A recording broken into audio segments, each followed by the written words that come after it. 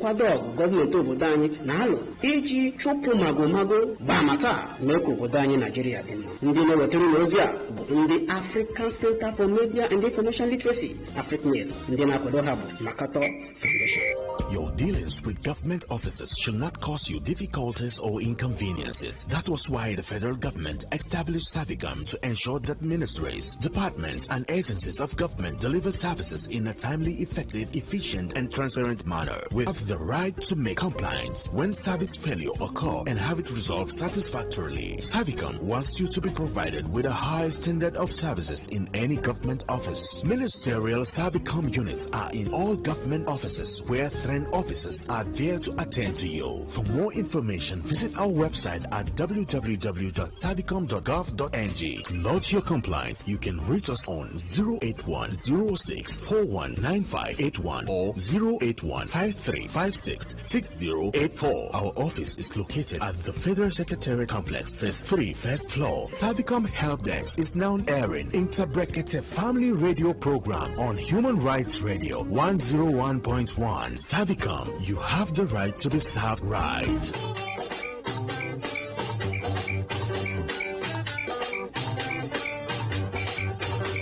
Everybody in the studio, stand up for the national pledge after the count of 3.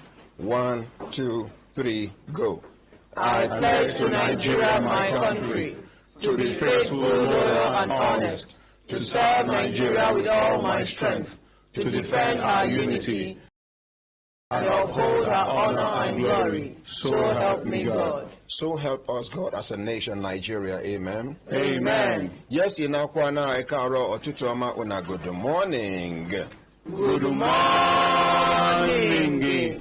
Ordinary President. Good morning. Good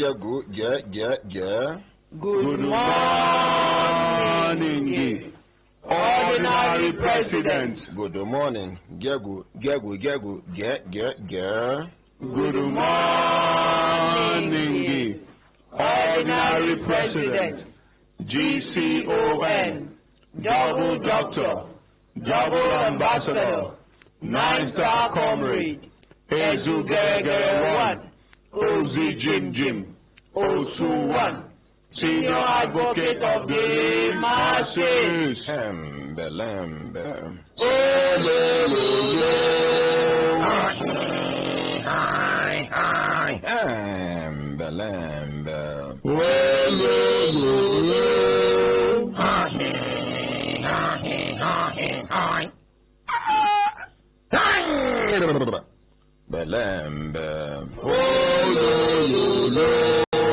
Lazy man, wake up.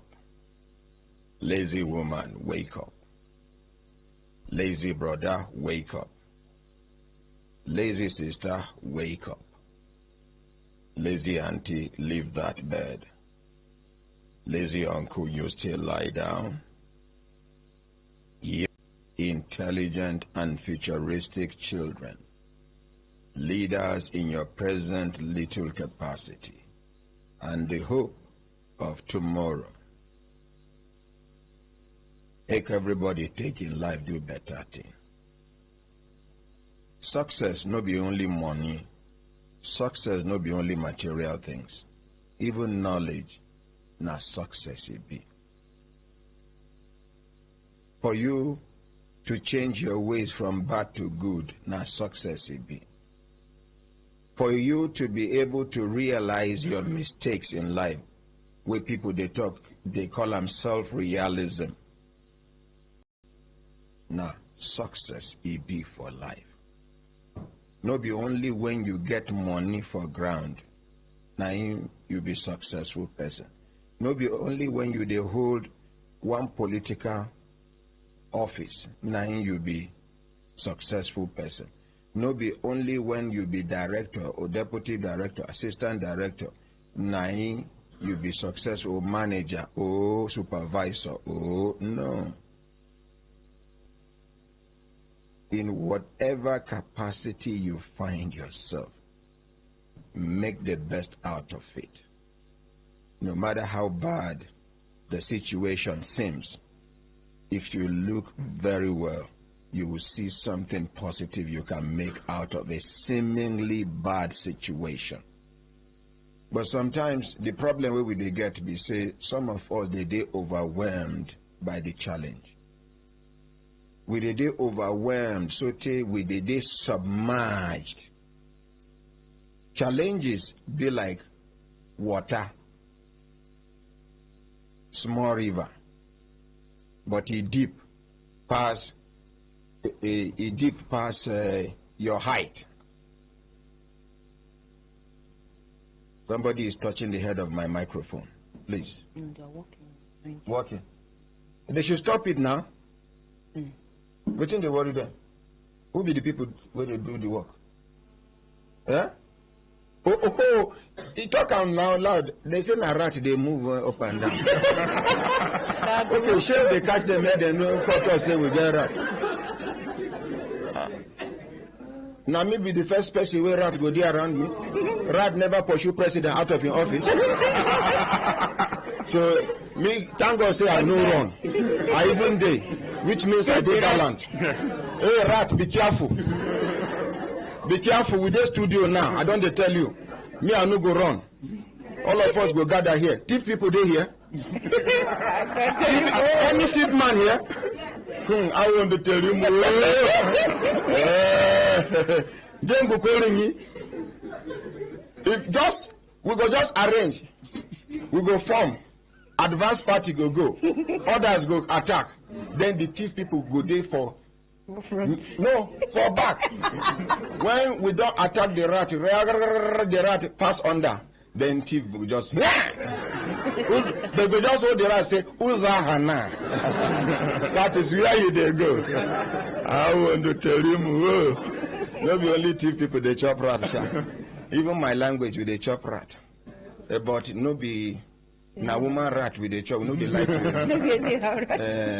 how na go take no woman rat and man rat? Now from the eye. See as everybody shout even fish. Now woman fish we with the chop. How you go take no woman fish? From the tail. No, from the mouth.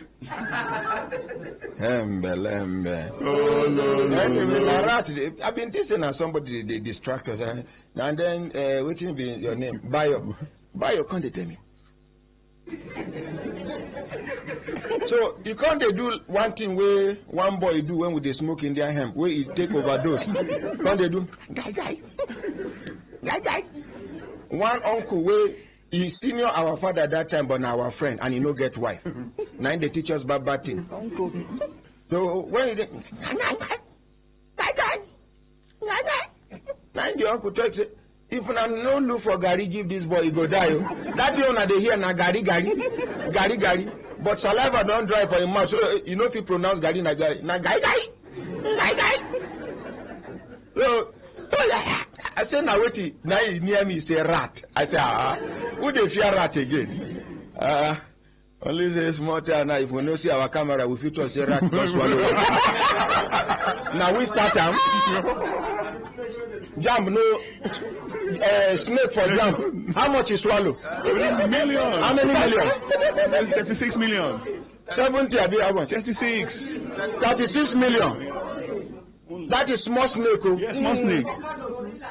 No, when we start with so our own, if we talk say our TV, camera, even the console here, a rat carry and go. Small thing. Anybody go? Now we start am? No. Jam.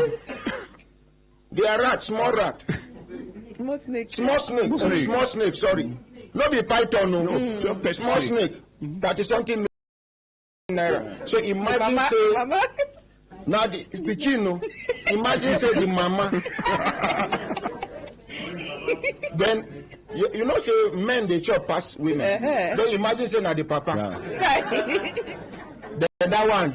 We don't forget that one. Nigeria. We are wonderful. We don't forget that one. Now they say monkey for Kano. Into how much? 70 million. I know the irony of it all is the thing will make it be like say they're serious. AP, you not go hear the matter again. Now here we did. Up till now, the panel, the investigative panel, where they form to investigate wetin lead to Bola Ige's death of blessed memory, till now, the thing don't turn mystery. As at that time, no be former Attorney General. Make una try understand. A sitting Attorney General of the Federation, I been a lie. No be former, no be ex. Right, we get history for Nigeria. They say security where they around, all of them go chop. Who will be the mad person where they coordinate them? How can all of them go to eat at the same time? Somebody should tell us the truth. Maybe you get waiting demand be one exposed, now make them kill him. Make them tell us the truth. We know they wait for any committee. Excuse me. We Africans will be. Person carry waiting no belong to them. Native. Native. So what are we saying? Make we come back. Now this rat say we won't distract me. Make we not tell the rat. Say we know they fear. This Nigeria they represented here as we sit down. So yes, sir. I've been a lie. Fully. Yes, sir. There is no region that is not represented here. True, so make we talk about something. My brothers, my sisters, if I look at an assistant time, then they give us signal to duty signal, make we continue to the banner, they go. We get a letter from the Nigerian Bar Association to the ordinary Dr. Ahmad Isa, Human Rights Radio, Brekete Family Plot 1184, Kaura District, Abuja, Nigeria. Invitation to attend the MBA Abuja Branch Unity Bar, Abuja Branch Unity Bar in bracket, because every MBA, every state get their nickname. Abuja Ona Unity Bar 2019 Human Rights Summit. We bring you greetings from the Nigerian Bar Association Abuja Branch. On behalf of the branch, we have the pleasure of inviting you to a Human Rights Summit designed to join the rest of the world in marking the International Human Rights Day 2019.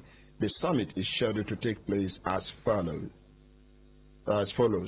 Date, Tuesday, 10th December. Now be today, ba? Yes, sir. 2019. Time, 12 noon prompt.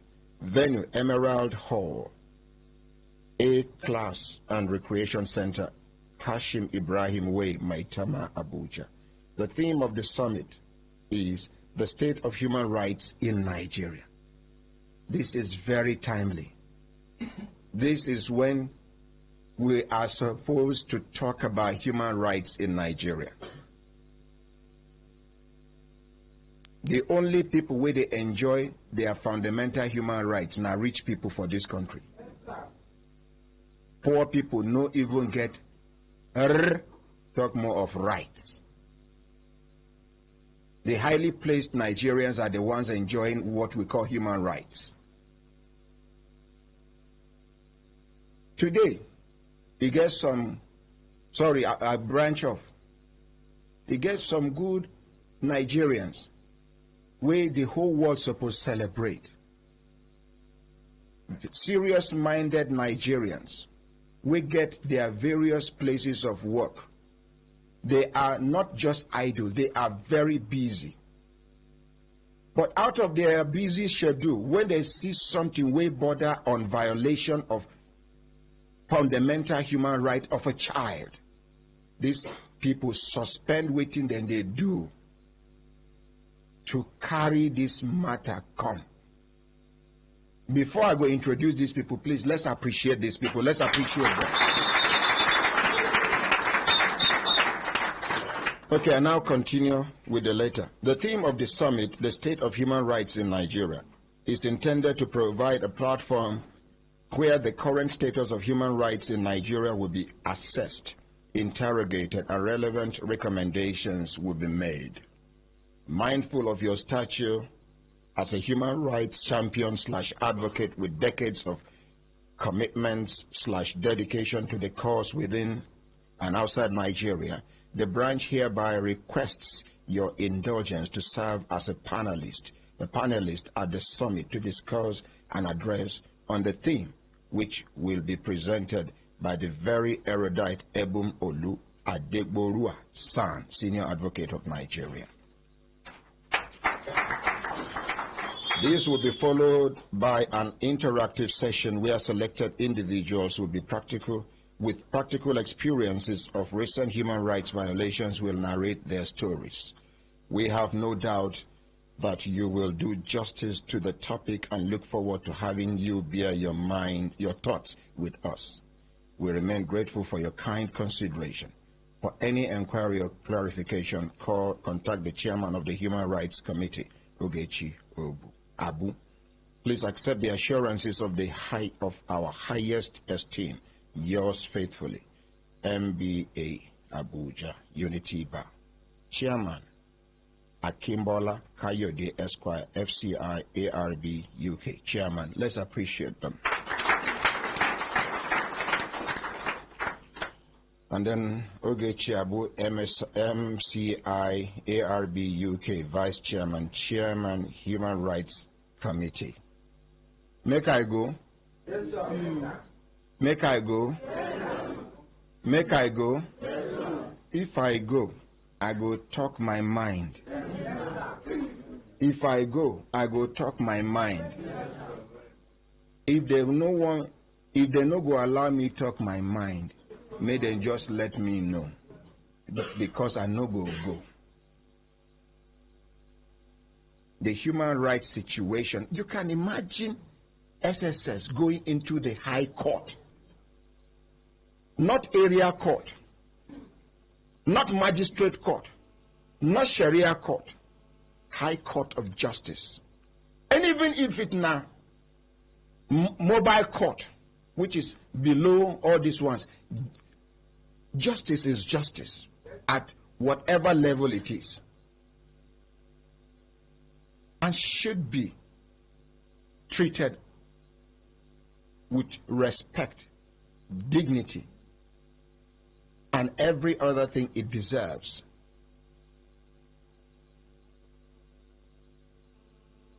I called the PRO SSS yesterday, pick, and he called me back. I thought say I go meet him for office yesterday. Unfortunately, I no fit to go because plenty people they wait for me. And today where I supposed to go, unless if we finish this thing on time, from there I dey go SSS headquarters. Make I go find out. Waiting the judge do. Waiting the judiciary do. Waiting show what they do. Where rich made them do. See how the shame they follow us all over the world. Even countries where no supposed open mouth mention Nigeria for their news. But we need to hear. Say truly, SSS do that thing, I be they no do. If they do, why? In some security situations, you may have to bend the rule or the rules in order to achieve something for the betterment of the general public. But we need to find out. They should be able to give us the reason why they did, and we are entitled to analyze the reasons they are given or they are going to give. How can court of competent jurisdiction, the trauma where that judge go carry, maybe throughout her career, she no go ever forget that trauma. They go need psychologists to come run therapy on that judge and some of the lawyers we did there. I don't talk them. I don't talk them. Not be say I did 100% in support of how Showore they go about within in the plan. I'm not 100% with him. If they come, me and him they discuss. When I know say you don't come here many times, yes. I don't sit them down, talk to them. And they talk this thing to many times, to many different people. Say, if you don't know how to claim your right is likely to become a plight. Your right where you won't claim, you go turn palaver for your head. If you don't know how to claim your right. Person, people they face here. Person they are back. He do you waka. They see when he do you waka. No, sir. When you rush, you push elder, or you push elders. Rush, go fight, begin to fight the person. Now, waiting the elders go talk. You are being disrespectful. You are this, you are that. First of all, waiting then see now how you push the elders. Second of all, when they turn, they see you, they rush the person, they beat them. Now only God will save you. For you to be able to convince these people, say, he dey back, he do you waka. No be every action now require instant reaction. Sometimes you calculate your reaction. You weigh your reaction and see how will the society translate your reaction. Are we there? Yes, sir. I enter train, they come. I don't know wetin jam one man where they work for inside train and one lady where they work inside train. Be like she there among the people where they sell food inside train. Wetin I see be say train won't begin move. She dey warn the guy. The guy dey near her. If I where that she dey point him like say she won't push. Now, I no talk to her because I still say she dey boy. After like 1 hour of the journey, I go meet her. For that corner where then they sell food. Now I tell her, I say, now, you're a young girl, you never marry. She said, I say, if somebody, we sabi somebody, we won't marry you now. Can't see the way you they do like this. Wait till you go tell in junior brother. I say yes. For you to have reacted this way means the person go down do you waiting, but you go look around, see the people. Now me, I know they there when he do you waiting, he do you. All of us when they see you, no they there when he do you. But now, waiting we see. Now, are we there? Yes, sir. No be every action. It require instant reaction. Some reaction self, just keep quiet and stay calm. It gives you a better opportunity to react. A guy person will worry my life. I say, him in the plan make we fight. He come abuse me. People gather. The ones who have been done inform say, today we must fight. All of them done they ready. Not be say they fear fight. But for that place, if I fight them, my respect will drop for where some people did. They abuse me. The kind insult where I no go repeat for radio. When you do finish,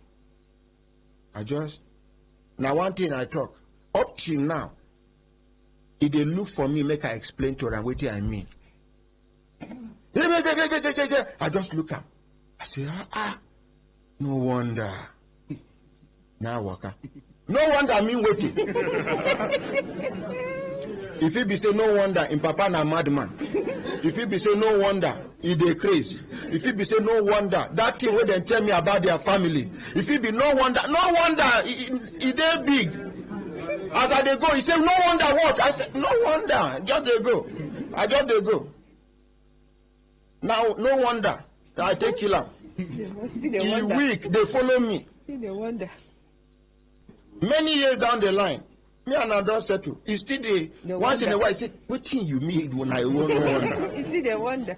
Now me no wonder inside my mind. But that word don't neutralize the situation. If to say I follow and fight, maybe in the course of the fight I wound them, or he wound me. Or We not even wound each other. Small time they separate us. Now they can't fight one, no they like with that. Make I start fight, make they separate quick. No. Make I either suffer or the other person suffer. Now I make fight the sweet. There is no clean fight. Once fight, don't reach fight. To put person hand for eye is part of fight. To bite person is part of fight. To elbow person, now part of fight. Or you put person hand for nose, now part of fight. Anything what you go do, now part of fight. Or you put your hand under. You hold your neck for up, you hold your neck for down. When I know where neck day for down. Okay, make we leave this matter. My brothers, my sisters, if I don't tell and I say time, then they give us signal to do the signal, make we continue to live and not they go. We go quickly, you know, say he been request time yesterday, say in get engagement. And I promise and say I will start with them.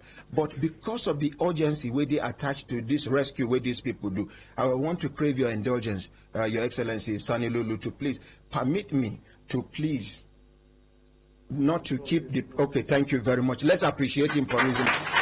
My sisters, make una come, and my brother, make una come. Those people will rescue those children. That Pekin will go see image of the Pekin, and make una know where we they talk about human right.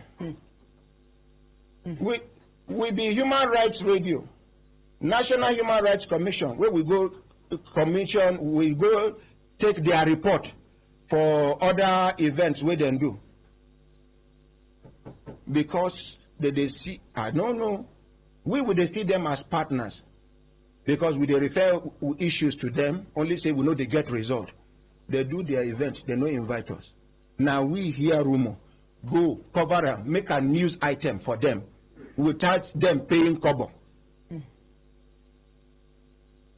Anyway, madam, make we arrange on ourselves.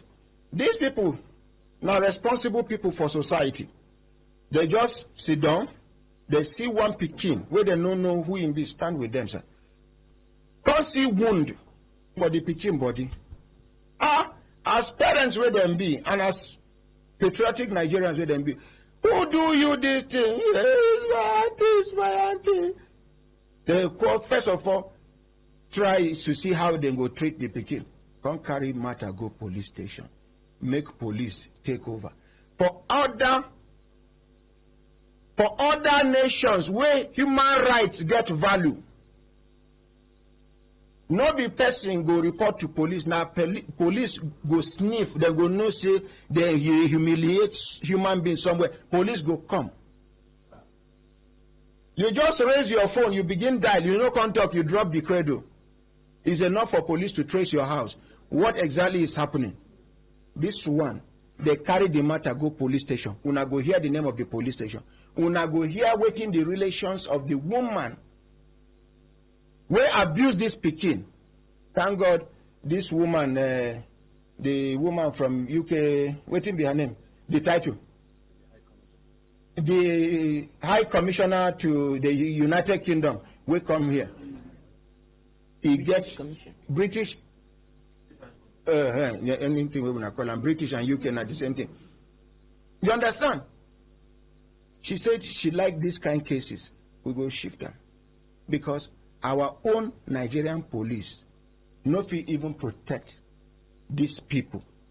We save this Pekin. The same police where they appreciate, where they praise. Some, one of the minorities now don't fall our hand.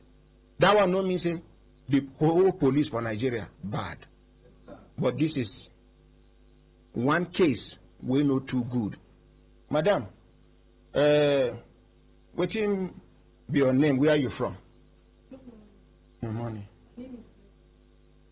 Una they live for which area?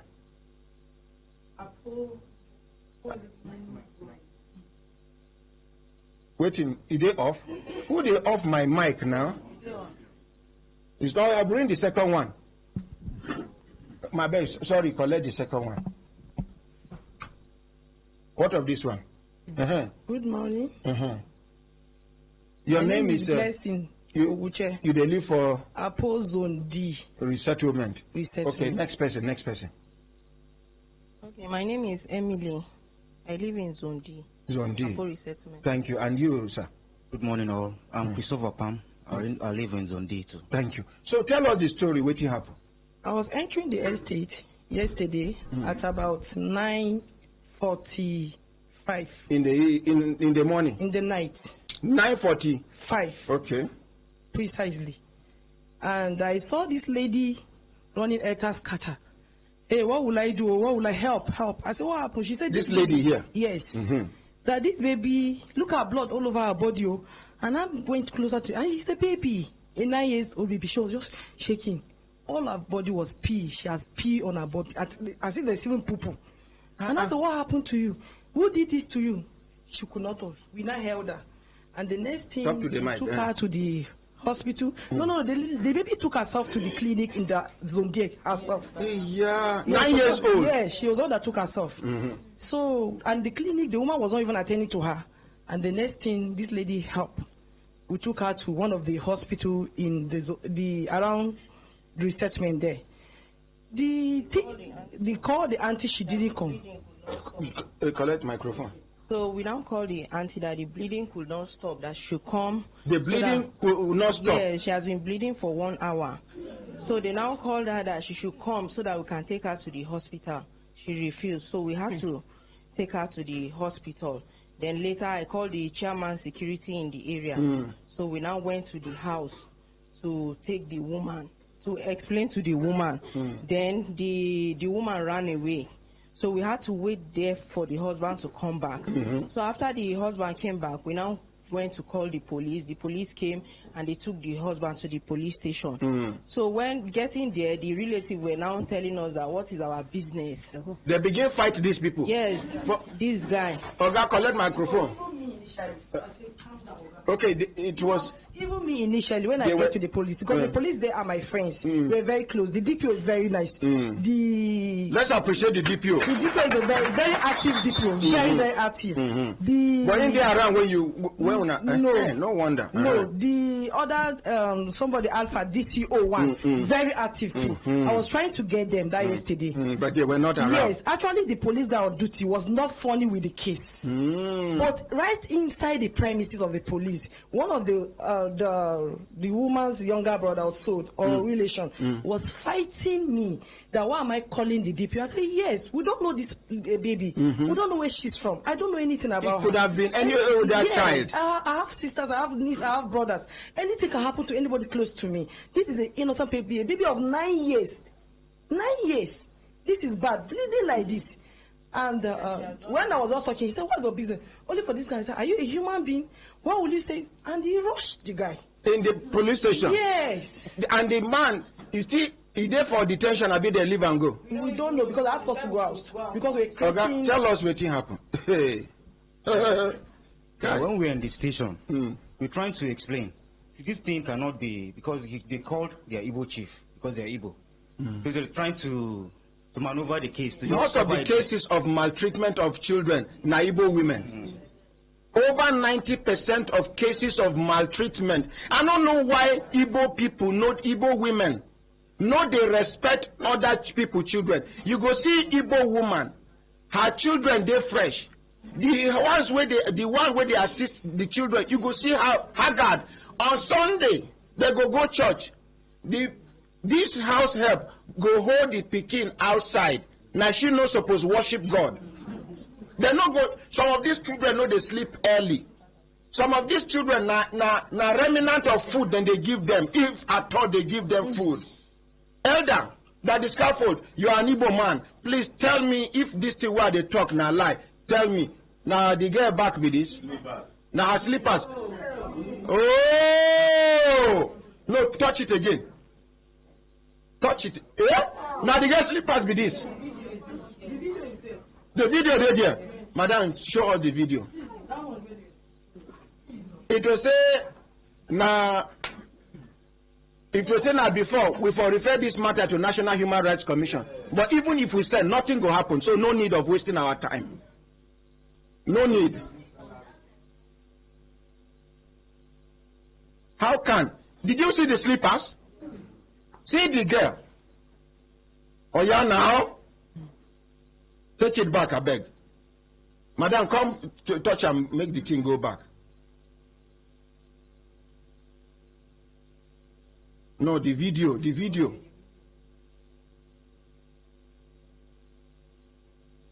See the girl back. See blood. See the stitches. Oh yeah, they touch the screen. Una they see? Put the volume. You go give us this video, we go upload them.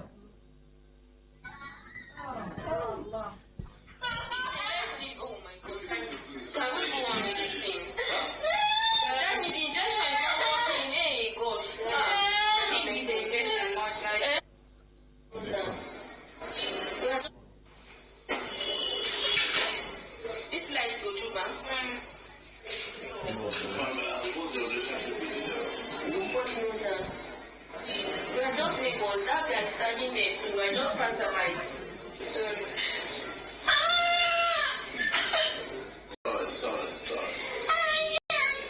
Sorry.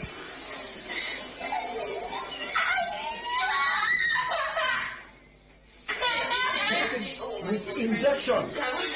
With painkiller injections. Now this day they try this crime. Hey, gosh. Ah! I'm not supposed to give injection. Sorry. And the Igbo chief, when the Igbo... Okay, let me watch the video first. No worry. No, hold on. The guy giving her injection. You know she's bleeding. So I'm not supposed to give her too much injection then. Okay, hold on. We go upload this video completely and the picture of the slippers. We go use this. So being a Human Rights Week, we did. The whole world will celebrate human rights.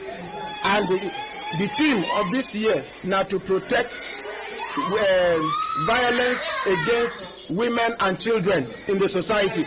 This is a case study. We will follow it up to the United Nations level. May God bless all of you. Everybody in the studio, let's give them a standing ovation. Thank you. No, it's okay. Madam, they talk something. And the Igbo chief come there. Yes, when the Igbo chief came, because he doesn't have a good relationship with the police there. You understand? I assume the DPO's number went through. Or my brother, the DCO one. That would have been a very good. So when the Igbo chief come, what did he come to? Only coming the man that which man? The man that was fighting this young guy. Yeah? Yes. No, we must trace him. He was bragging. You can't do anything. There's the nothing you can do. The man they talk. Yes. No worry. This guy got angry and said, Oga, you are a man. You are a father. If you are not yet a father, you will be a father one day. Yeah. We are fighting over it. We don't know her. I'm from the north. This lady is Igala. This is Yoruba. You see, why? Now I don't think. Elder, can't talk something. It be like say these children, will they call Igbo children? Now these children, where they thief from north, go change their names. Yes, monkey hand don't they resemble woman being hand? Not be Igbo children. The baby is a house up. She said her mommy is in Yoruba. I don't know where. Una don't hear the truth. I said, where is your mother? Talk to the mic, madam. I said, where is your mother? She just said that she doesn't know. And they didn't put her in school. Una remember those who are they thief from Kano? She know this school. Outside Pikin, where they give her a name, Sunusi, they give her Ebuka. Another girl, where her name na Aishaba, they give her Chioma. One of the children, only funny. Yeah. What is your name? Afambu Chikwe Meka say, answer became from Kano. See this one where we just recovered recently. Now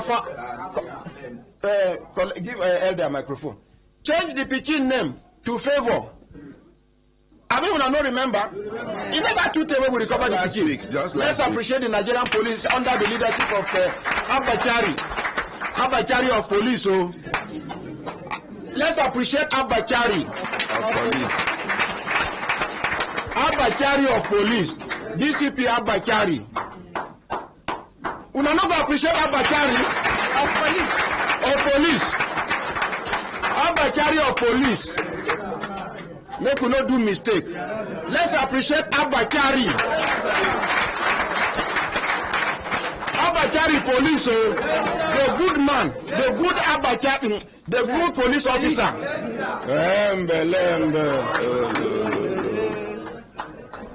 Elder, why he be say una women wicked? First of all, waiting be your name. Good morning, my President. Yes, sir. Don't mind my voice, please. Your name, sir? My name is Innocent Igwebike. Which state are you from? Enugu State. Which local government? Aniri local government. Which village? Emudo. Which clan? Umuagam. Which family? Aneze Enyevi family. Which compound? when you Aneze family. Every true Nigerian can answer this question. That's very correct. Unless the ones where their parents born them for a township, no tell them which team be their root. Those ones after their papa and their mama name, maybe one uncle. That is the end. Yes. If you are one of them, you are lost. My family is Aneze family. Thank you. So this is a bona fide Nigerian, and an Igbo man for that matter. The man will make the impact for his community. Right from the 80s, 90s, man be multi-millionaire. When he did do road for his community, build houses for people, this same daddy scaffold, now he made some of his community people hate him, and some people like, majority like him. The ones who get money, we no fit help people. They can't see say if they help people, it can't turn their enemy. They attack them physically. This same man here, now he can dedicate this part of your life to serving humanity. Please.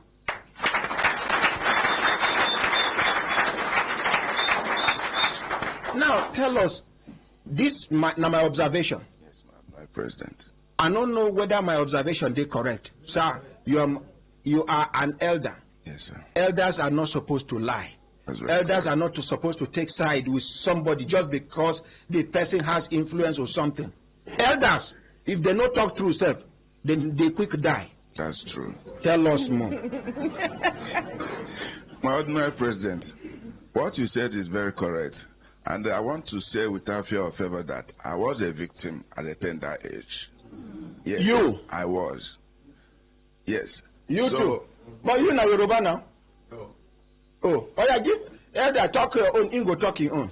So I was a victim because at a tender age I was not living with my parents because I want to get somewhere. But this family took me like, in fact the way they regard me, I don't know how to explain. But I can say it without fear or favor that I do the food, the kind of food I ate then was remnants. The food left over by their kids, and they drop it behind the compound. Oh yeah, where they keep dog food. Yes, so they will now ask me to go and take it. So you and the dog go did. So we share. I share food with dog without fear or favor. But to God be the glory. Today, I'm in another level, and those things is behind me now. So. It's not today. It has been like that for a very long time. It's not today. Don't forget that not too long ago we had similar case here. Yes, sir. That the woman disappeared. And remember there was another case from Enugu that when we are on the other side, you remember the case that we have to send somebody to go and rescue the child. It's not one, it's not two. So, and whenever you bring this matter up like this, you discover that some people will gang up against whomever that is trying to expose their dirty linens. That is just the truth of the matter. No so way. it's not We'll go use this one as a case study. We'll use it and do sample. Both the husband of the woman, the wife, that brother, where can they brag, the Igbo chief, where can intervene, all of them go answer question. Madam, you're the raised hand. You want to talk? We are not comfortable where she is now. We don't know anything about Where her. they carry her go? She lost a lot of blood. That is one. But the other aspect I want to talk about, the lady I was with, which is my friend with this person, the baby was confiding in. I think there's something the baby needs to say. Please. Where is this girl now? Collect microphone. She's in the police station. She's in the police station? Since yesterday night. Which police station? Apo Resettlement.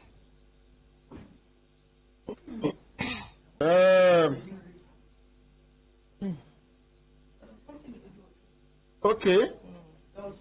Collect microphone, madam. So I was crying. I was not myself. So there was something she was telling. What's that? Our friend, that lady, that your sister, Kemi. There was something she was confiding in Kemi. Yeah. Yes. There are more to it, please.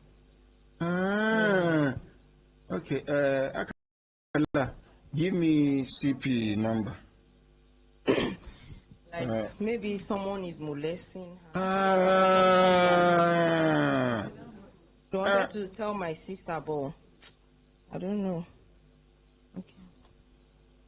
No worry. The matter don't pass division level now.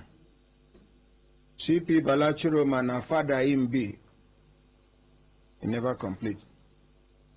3302. I even get we they call CP Balachiroma of the FCT command. May they rescue that girl immediately. At the age of 9. 9. Hello, CP Balachiroma. Good morning, sir. Hello, President. Good morning. Yes, sir. You did live for radio as me and you did talk now. So? Yes, sir. Allah Itopa. We get one very sensitive and pathetic case where we they handle right now. Okay. You get one small girl of about 9 years where they stay with one family. From on the surface investigation, these people are Igbo people.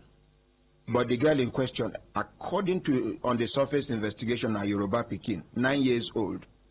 Sir, if you see the video where then they stitch this girl head, if you see the slippers where this girl they wear, if you see her situation, now some people, good Samaritans, see the condition of the girl. In fact, the girl carry blood, enter one small clinic, they no attend to her before these people carry her go another clinic where they attend to her. Carry this girl Congo police station. Unfortunately, Apo Resettlement police station. Unfortunately, DPO no dey around and DCO1 no dey around. According to one of the ladies, she say DPO na very good man. Say it's a being work. DCO1 na another active, action man. Unfortunately, two of them no dey around. When they carry this girl go police station, police intervene. According to what we hear, the woman, first of all, the woman run. Now the woman husband they carry come police station. They say they call their Igbo chief. Igbo chief come. Even though the Igbo chief no make trouble, they say now they plead with one of the brothers of the husband of the woman. We do this barbaric act. Come they fight one of the people who carry the case come police station, and he they brag say nothing can happen. He they fight them inside police station before police officers. He they brag. You know when Igbo man gets more money, the thing they shack him. So the girl now, from waiting with the hear, it be like say they molest the girl sexually. And the girl now, we know they comfortable, say they leave her for that police station because the girl don't lose blood for over 1 hour. This girl they lose blood. And police station now. She there for police station now, sir. And I know you as a father. No problem. Please. Thank you. Let's appreciate CP Balachiro. If you take the action, make you update Nigerians, make we know the action where you take so far. We'll keep you posted. Yes, and that girl go need milk and Maltina. And blood tonic. She lose blood for over an hour non-stop. In fact, at a point, waiting make they even call the woman make she come now because the bleeding no gree stop. No problem. We'll do do something. Let's appreciate CP Balachiroma. Yeah, no be no good way you go buy case with money. Thank you very much. May God Almighty continue to bless all of you. Una children no go ever suffer, experience this kind of thing. At your place of work, the ones where they abuse sexually, some of them don't they heartbroken. Some of them they recount how it happened to them, how nobody listened to them, how nobody came to their rescue. Nobody. Some of them even went to their mother to tell their mother what happened, and the mothers shunned them, shut them up and say, keep quiet.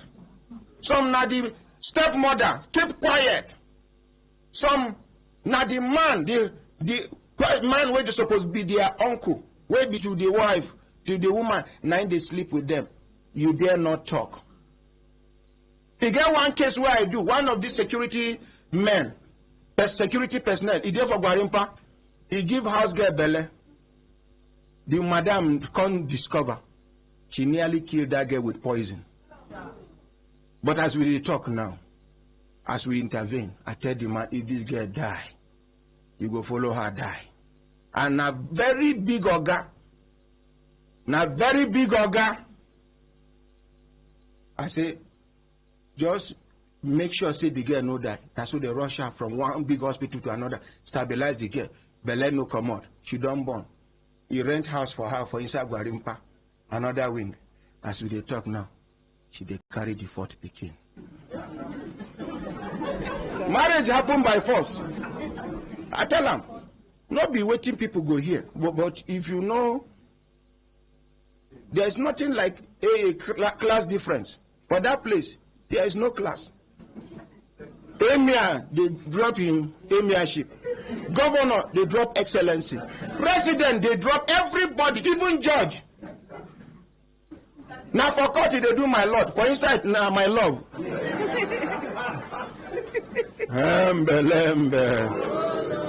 Thank you very much. Let's appreciate them. One can go.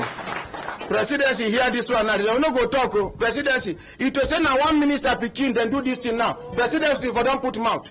Give a microphone, make it talk. Now wait, team make them send you come here be that. Oh no. See what thing they happen. You know President. Call them back, make them collect their contact. Call them back. Yeah, over to you. Ordinary President, yes, you have finished everything. I never finished anything. You've done what we're supposed to do, and we are going to back you up. Thank you. Not be to back me up alone. Take action from presidency.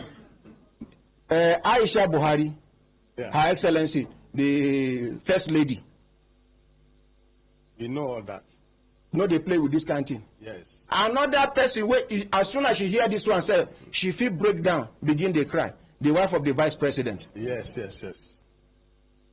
Woman pastor. Prayer warriors. All of them must hear this thing. I've taken note of it, and it's going to be passed to the appropriate quarters. Thank you. Let's appreciate presidential liaison. And then they go now. You go step out with them, collect their contacts. No problem. For follow up. No problem. Thank you very much.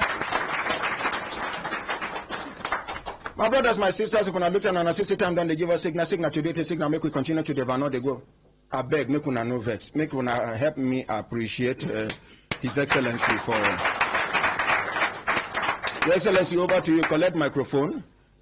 We dey talk about corruption allegations where they for NFF, and you there amongst the people where some people allege say. Now somebody make that carpet statement. He say every former president of NFF don't thief money. And you now former president of NFF. So I know fit know who amongst you now. Now you go prove to us say you know thief money, because we now waiting the eye will take they look you and every other former president of NFF na thief eye. Abi? So, over to you. Thank you, my dear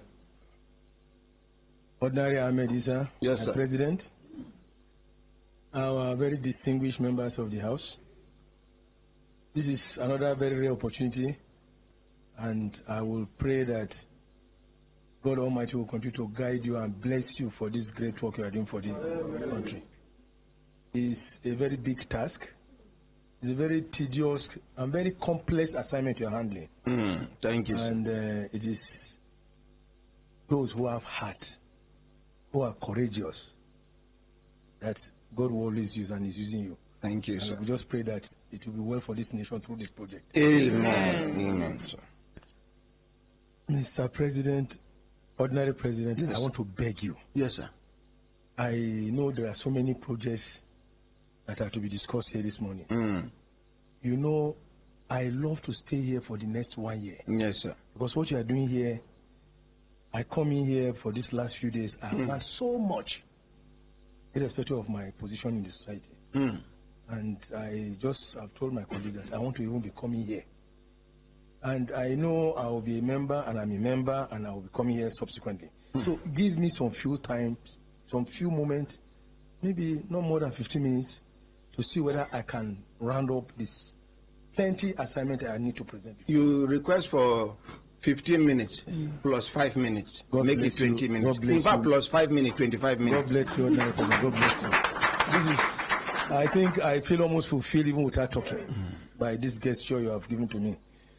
We've spoken before, and I have said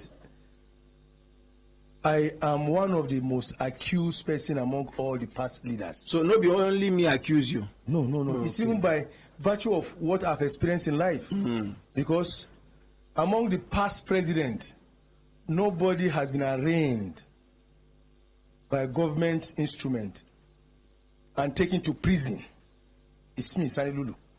Are you serious? Yes. I was detained in Kuje prison. And so if you go through the records, when they said we are thieves, I'm the #1 thief. And I admit it. By allegation? By allegation. But you know, I told you yesterday that I am the most less privileged. But God just lifted me to be the president of Nigerian Football Federation. And anything I do in my life, God lifts me to doing it. My parents, when I was a small child, when I was born onto this earth, my dad, in my birth certificate, my parents are learned. So my parents, my father kept writing what he saw about me. And he says, anytime you leave this man, he cries when there's nobody around him. And I grew with that. My mom started telling me that if I'm left alone, I like companionship. And as I grew, God kept telling me that he will empower me to keep that companionship. He has a purpose. I think I try to realize what I'm on earth to do. So I move with people. Everybody will see, and they love seeing me because it's not because I have the money. But if I have 1 naira, I derive pleasure in sharing that 1 naira to people and let me suffer. And anybody who does that genuinely will never lack. So I don't lack anything, but I don't have money. I can't be Dangote. But I am a very, very wealthy man because I am contented with the little God has given me. Very wealthy. I don't lack anything in life. But you can't ask me to bring you 1 million and I have it. I did an election recently. People were saying, do you have 4 billion, 5 billion, 3, 6 billion naira to come and contest governorship against a tough governor? I said I don't have a dime. What I have so many assets before I became an NFL president. People who know me know that I was wealthy because God gave me these resources to do what I did. And anybody who was watching what I did from FCDA, I joined FCDA in 1981. Immediately I graduated from university after my youth service in Port Harcourt. Port Harcourt, I had about 2-3 juicy appointments as a professional quantity surveyor. And 1981, I said no. My parents were saying, Port Harcourt is, you will end up not being married. So and somehow my parents, my dad was late, but my mother had to insist that I come back. I was coming, they got me a job in FCDA. And 1981, what God has done to me, nobody, I still insist, go and check history. I was the first person to establish a football club called Pioneers Football Club in Abuja here. But as I was doing that, God bless me, and many people know that. Say, even Governor Erufai said it because he was my classmate. He said, Sani just came to do QS in ABU, not because he's meant to be a quantity surveyor. He just came to be a QS to get money as a quantity surveyor and help the less privileged in developing football. Because when we're in school, when there's an exam going on and there's a football match, I will go and play the football. I said, I'm not interested in the QS. And I've said it here jokingly. I said, I am so committed and passionate in administrative matter on football than any of my colleagues, any footballer. I challenged Keji when he was the director. I said, Keji, remember when you were going to youth service and we were playing university games, Nuga, in Lagos. I was in part 1, ABU. He was going part 3, Nsuka. And we were playing quarterfinals with them. I was the youngest boy in that squad. And we beat Nsuka 3-1. AKG was a national team player. I'm not a national team player, but when we came and they were trying to intimidate me, and Lulu, you are a director, few directors of sports. I said, no, I came as a director because I had something to give to my people. Now back to the allegation. How much you thief? So no, Mr. President, sir. If you know this background I'm trying to put up, when I now start talking about thieving, achievements, and this thing, you say it is not me doing it, it's destined to be done through me by God. That is why I'm trying to give you this background, to ensure that when I start giving you the story about what I did for Nigerian football, you will know that this man is real. I didn't steal. Instead, Nigerian benefited from the money God had given me. How? This one was AGMI, which I appointed. My senior brother here, James Peters. Okay. I think he's older than me, even though he had plenty gray hair. I admit he's older than me. This is was my SA. That's encyclopedia. Encyclopedia. Chief Coach James Peters was what? It was Assistant General Manager. Okay. Of NFF. Okay. See, when I came, there was secretariat which was being operated under Decree 101, which was not acceptable to FIFA. And FIFA. You need the microphone. I have the documents. I have the documents here. I have some documents which I will show you. Continue. I have identified some documents which I will show you. And FIFA, the election that brought me into office in 2006 was based on FIFA precondition that they knew before now Decree 101 and the act was being operated upon, and basically government instruments, the ministry was using that to truncate so many things. So FIFA got known about this and said that election must be done using the LFF statutes, which was endorsed by the House in 2004-2005 in Port Harcourt. So that was what brought me into position. And FIFA had given 6 months notice, effective from that day after our election, that the roadmap must be complied with, that strictly and completely we must be compliant with NFF statutes. So I came in as a new child for Nigerian Football Association to carry these new projects under the sector we're operating. So it was very easy for me to operate, and anything I was doing, I was guiding everybody that this is exactly where we are going. So I came into Nigerian Football Federation with a vision of using the power of the game of football to prepare a better future for Nigeria. Many of my colleagues thought it was a strange thing. What is saying? How can we come and talk about football, preparing a better future for Nigeria, when Nigerian football was already in darkness? So many things were bad in Nigerian Football Federation when I came in. Example. In the first instance, we didn't even qualify for World Cup. And the players themselves had lost hope because there is no real arrangement. We don't comply with what we have promised them. The secretariat was not an edifice that anybody can say it's a secretariat. When I came in, it was a dark place. It was a terrible thing. We have just a bloody 15 kVA generator for a mighty building. And because I had worked in 1999 to 2002 as vice president of this association, I was equipped with so many problems. And I told God, I have this vision and I'm coming to help them. And I had a mandate of what I was going to do. And I came with all those things that I was coming to work on them. So I had several things I had in line. And to be candid, when I came, I achieved all my mandates, despite the financial implication, financial constraint I had. The first budget we did, my colleague Tunde was here.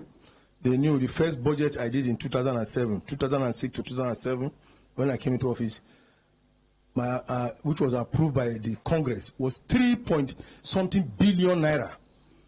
Then, because my program says I'm going to engage in all national teams, starting from under 13, I want to develop youth development programs, because before we came in, we were talking about under 17. They are using over 8 boys to play under 17, and I said, I have a solution to it. I'm going to under 13, going to primary school to start sports development program. And yet, I came, I started, and basically when I did this budget, it was about 3-point-something, which the Congress endorsed. When we went to assembly for the approval, because they now said there's envelope, the envelope was 600 and something million, and I said it's not going to be possible. Please, you have to help me.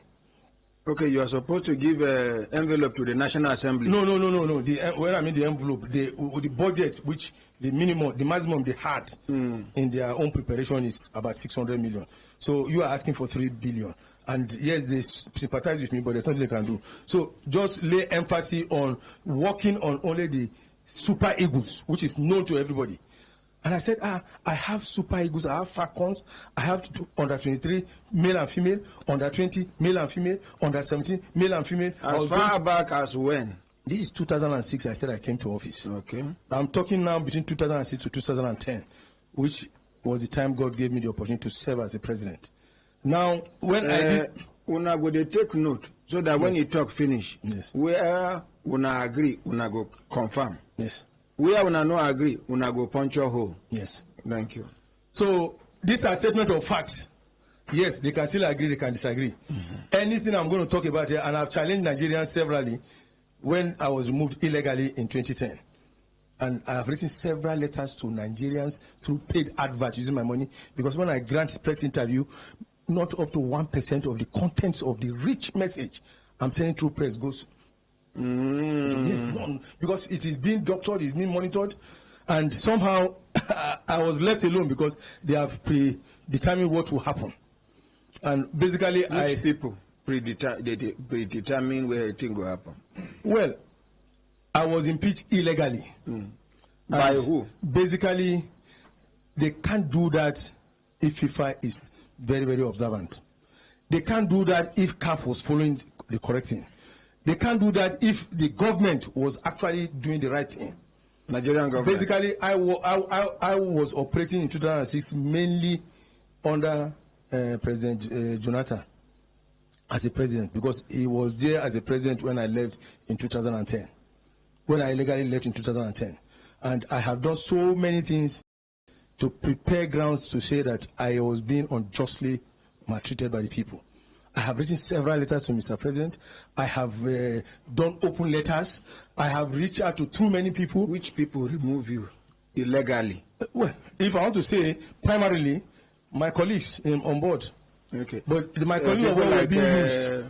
Emmanuel Babayaro, Mr. Tunde. No. Emmanuel Babayaro was a great player, so he was busy. Okay, people like Chief Coach James Peters. James Peters and Tunde as secretariat staff. They follow for the Mago Mago. Well, for me, 200 million Nigeria, my case in court was between me and federal government then. So my case is between Sani Lulu and 200 million Nigerians.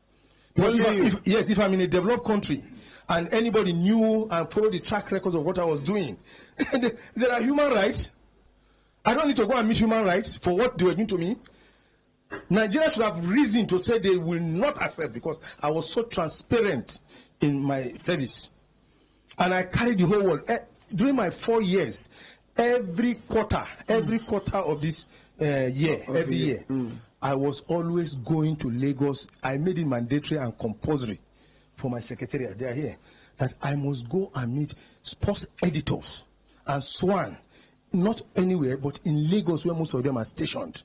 I stand there and I tell them, anything you think is wrong with Nigeria Football Federation, for these last 3 months, I'll give you progress report. Challenge me. Nobody has done this in this country. Not in my own NFF, and I'm thinking even in other organizations. I go to their headquarters in Lagos. And this is what I did. And now, when I'm being removed, somebody is telling me that I was removed because, yes, you are saying I'm the biggest thief. I know just you be the biggest thief. No.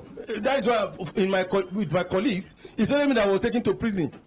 I don't even know. I am grateful to God Almighty that under President Muhammadu Buhari, about 2 years ago, God did his work and said, Sani Lulu, you will be vindicated. The case was thrown out because it was clear that there were no merit in all the bloody things they did against me.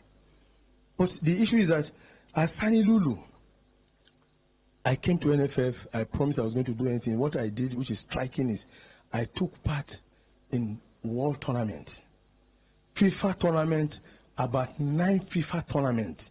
No country in the world, I even said Brazil, but no country in the world has taken part in these 9 tournaments within the 4 years which participated, only Nigeria.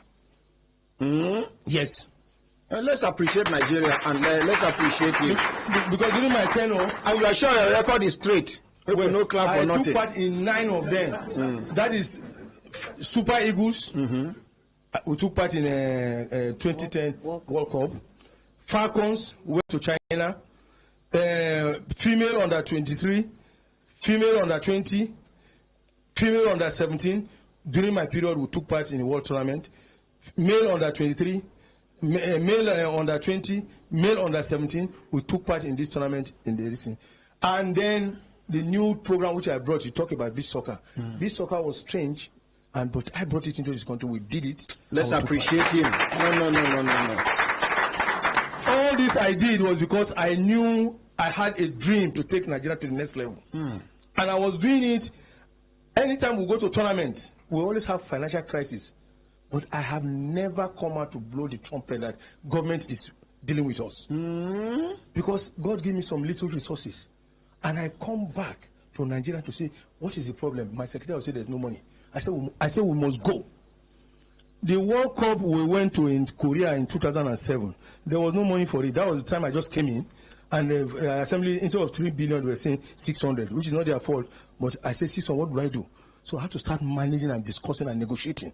If you are a player, you say you want to take part. I said, coach, call them, tell them we don't have the money. But I promise them they will give them the money. Who be the coach then? For under 17, it was Teller. It's late now, may so rest in peace. He admitted a very great man. And this is the man, when we did all these things, he said, under 20, Oga, he would do every time I'm always in Ijebu, the way they are camped. And we were doing all this business together with them. And finally, we took part in this World Cup. When we were going, even the minister says, there's no money. Lulu, you can't go. Who was the minister then? Gimba. Gimba was the minister. And you say money no day? Yes, no, because it's not in the budget. But I was determined that I have seen the youths. I must look for the resources. So when this thing was not there, but the minister was kind enough.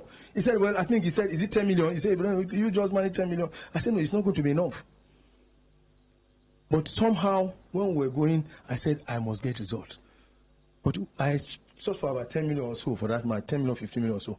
But when we got to that place, at quarterfinal, we had no money again. But I told the boys, I said, go and work hard. Even if you don't have this money for me, I'm telling you, because I prepare ahead of time to say, there is no money. Please don't put me on unnecessary task. Don't expose me to press. So I give you information of what I'm going to do before we get it. So before they even learn Nigeria, I've given them a sign. I said, we are going for this tournament. If you excel, Yaradua is just coming into office. God may make him give you some surprises. May so rest in peace. That man meant well for Nigeria. Yes. It will say Yaradua live longer than he lived. Yes. Nigeria for better pass as he did. Excellent, that's right. Yes. Yaradua, may his soul rest in peace. Yes. May Allah forgive him of his shortcomings. Amen. Aye. You know? So, Mr. Honorary President, so when this, are you free? Yeah. Yes. It's actually sad, actually sad. You know, when you remember a great person, yes. You see, Yaradua was a great man. Even Abacha, General Abacha, some people spoil his name. Is not as bad as he has been spoiled. Abacha did well for Nigeria. Yes. Abacha was able to move Nigeria to a stage where even America was afraid of Nigeria. I appreciate these two great men. Not be every country they open mouth talk to Nigeria anyhow during Abacha. Who?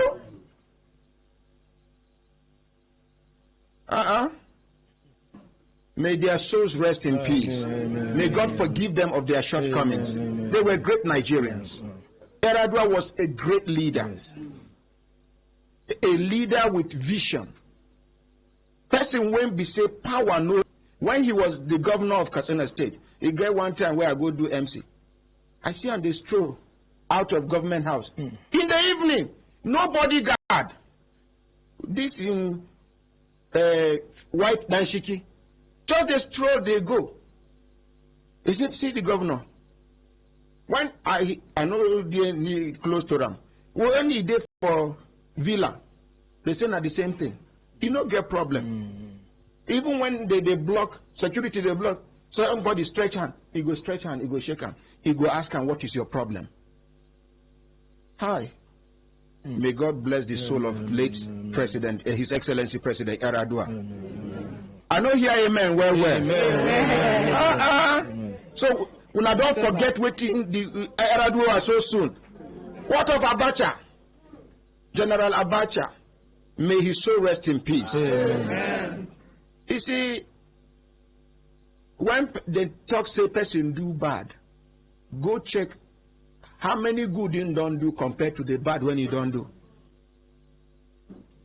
Our economy wasn't bad during Abacha. Now during Abacha, they increase fuel price, they reverse them back, reduce them. When I don't know. Yes.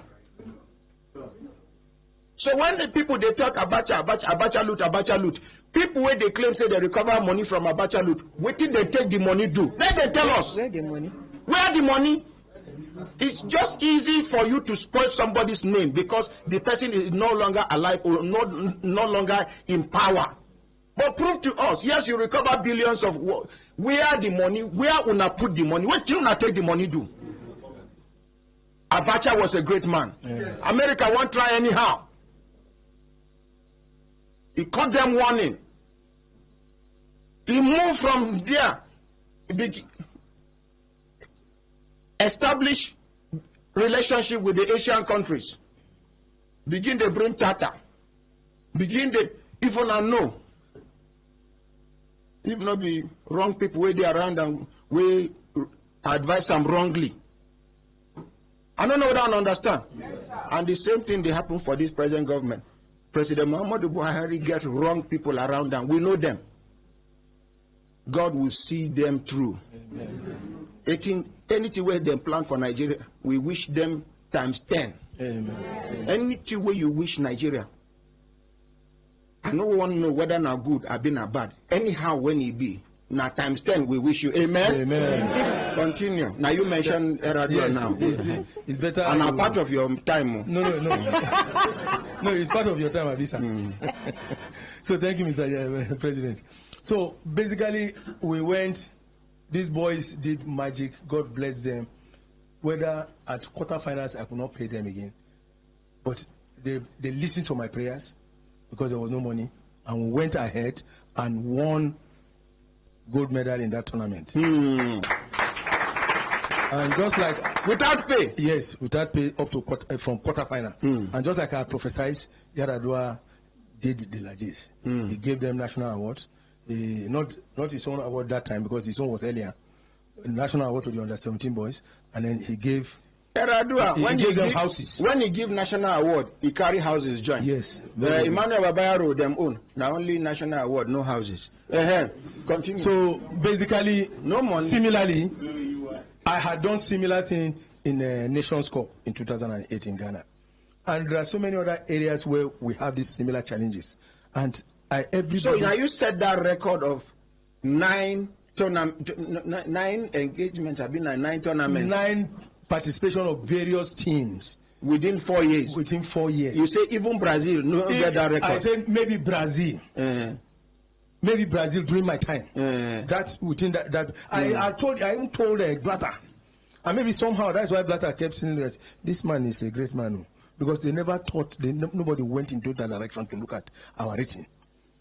In Africa, nobody has near that. These 9 teams, no, before, after, no country, not even in Nigeria, has done it except during my time. Okay, let's appreciate him. And in 1994, Nigeria was 5th best in America during the American USA World Cup tournament. I became 9th best, the second to that one, in 2007. And I left even the tournament of World Cup in 2010 as about the 22nd or 23rd best team. In the whole world? Yes, the whole world. It's not an easy task, but we keep doing it because we know we have to ensure that my dream was to be the best in the world. Now, financially, there's no money for this. I have come into NFF taking into consideration that we must generate revenue. So marketing drive was one of my most important aspects. And so I tried to review some few skeletal ones we had. Adidas was one of the most important areas we were patronizing. Adidas was paying 600,000 euros. To Nigeria? Yes, to Nigeria. When I went to Adidas, in fact, against the wishes of my marketing consultant who was on ground, who I inherited from my predecessors, I told them, I said, Adidas, I don't come to renegotiate the contract, but I am a grassroots man. And I know your organization lost grassroots program. You give kids to youth, you give kids to under 13, under 14. These are the programs I want to do, and this is my programs. I was talking, and the man loved what I was doing. And he said, no. And I said, I'm not asking you to review the contract, but I think by the time you see my packaging, you will love to do something similar. And the vice chairman of Adidas then says, he's going to take up my thing up. And before you know, he was stuffing my store with so many kids, and then saying that 600 has been increased. Even the contract has not expired. The 600 has been increased to 700,000 euro. It is not an easy task.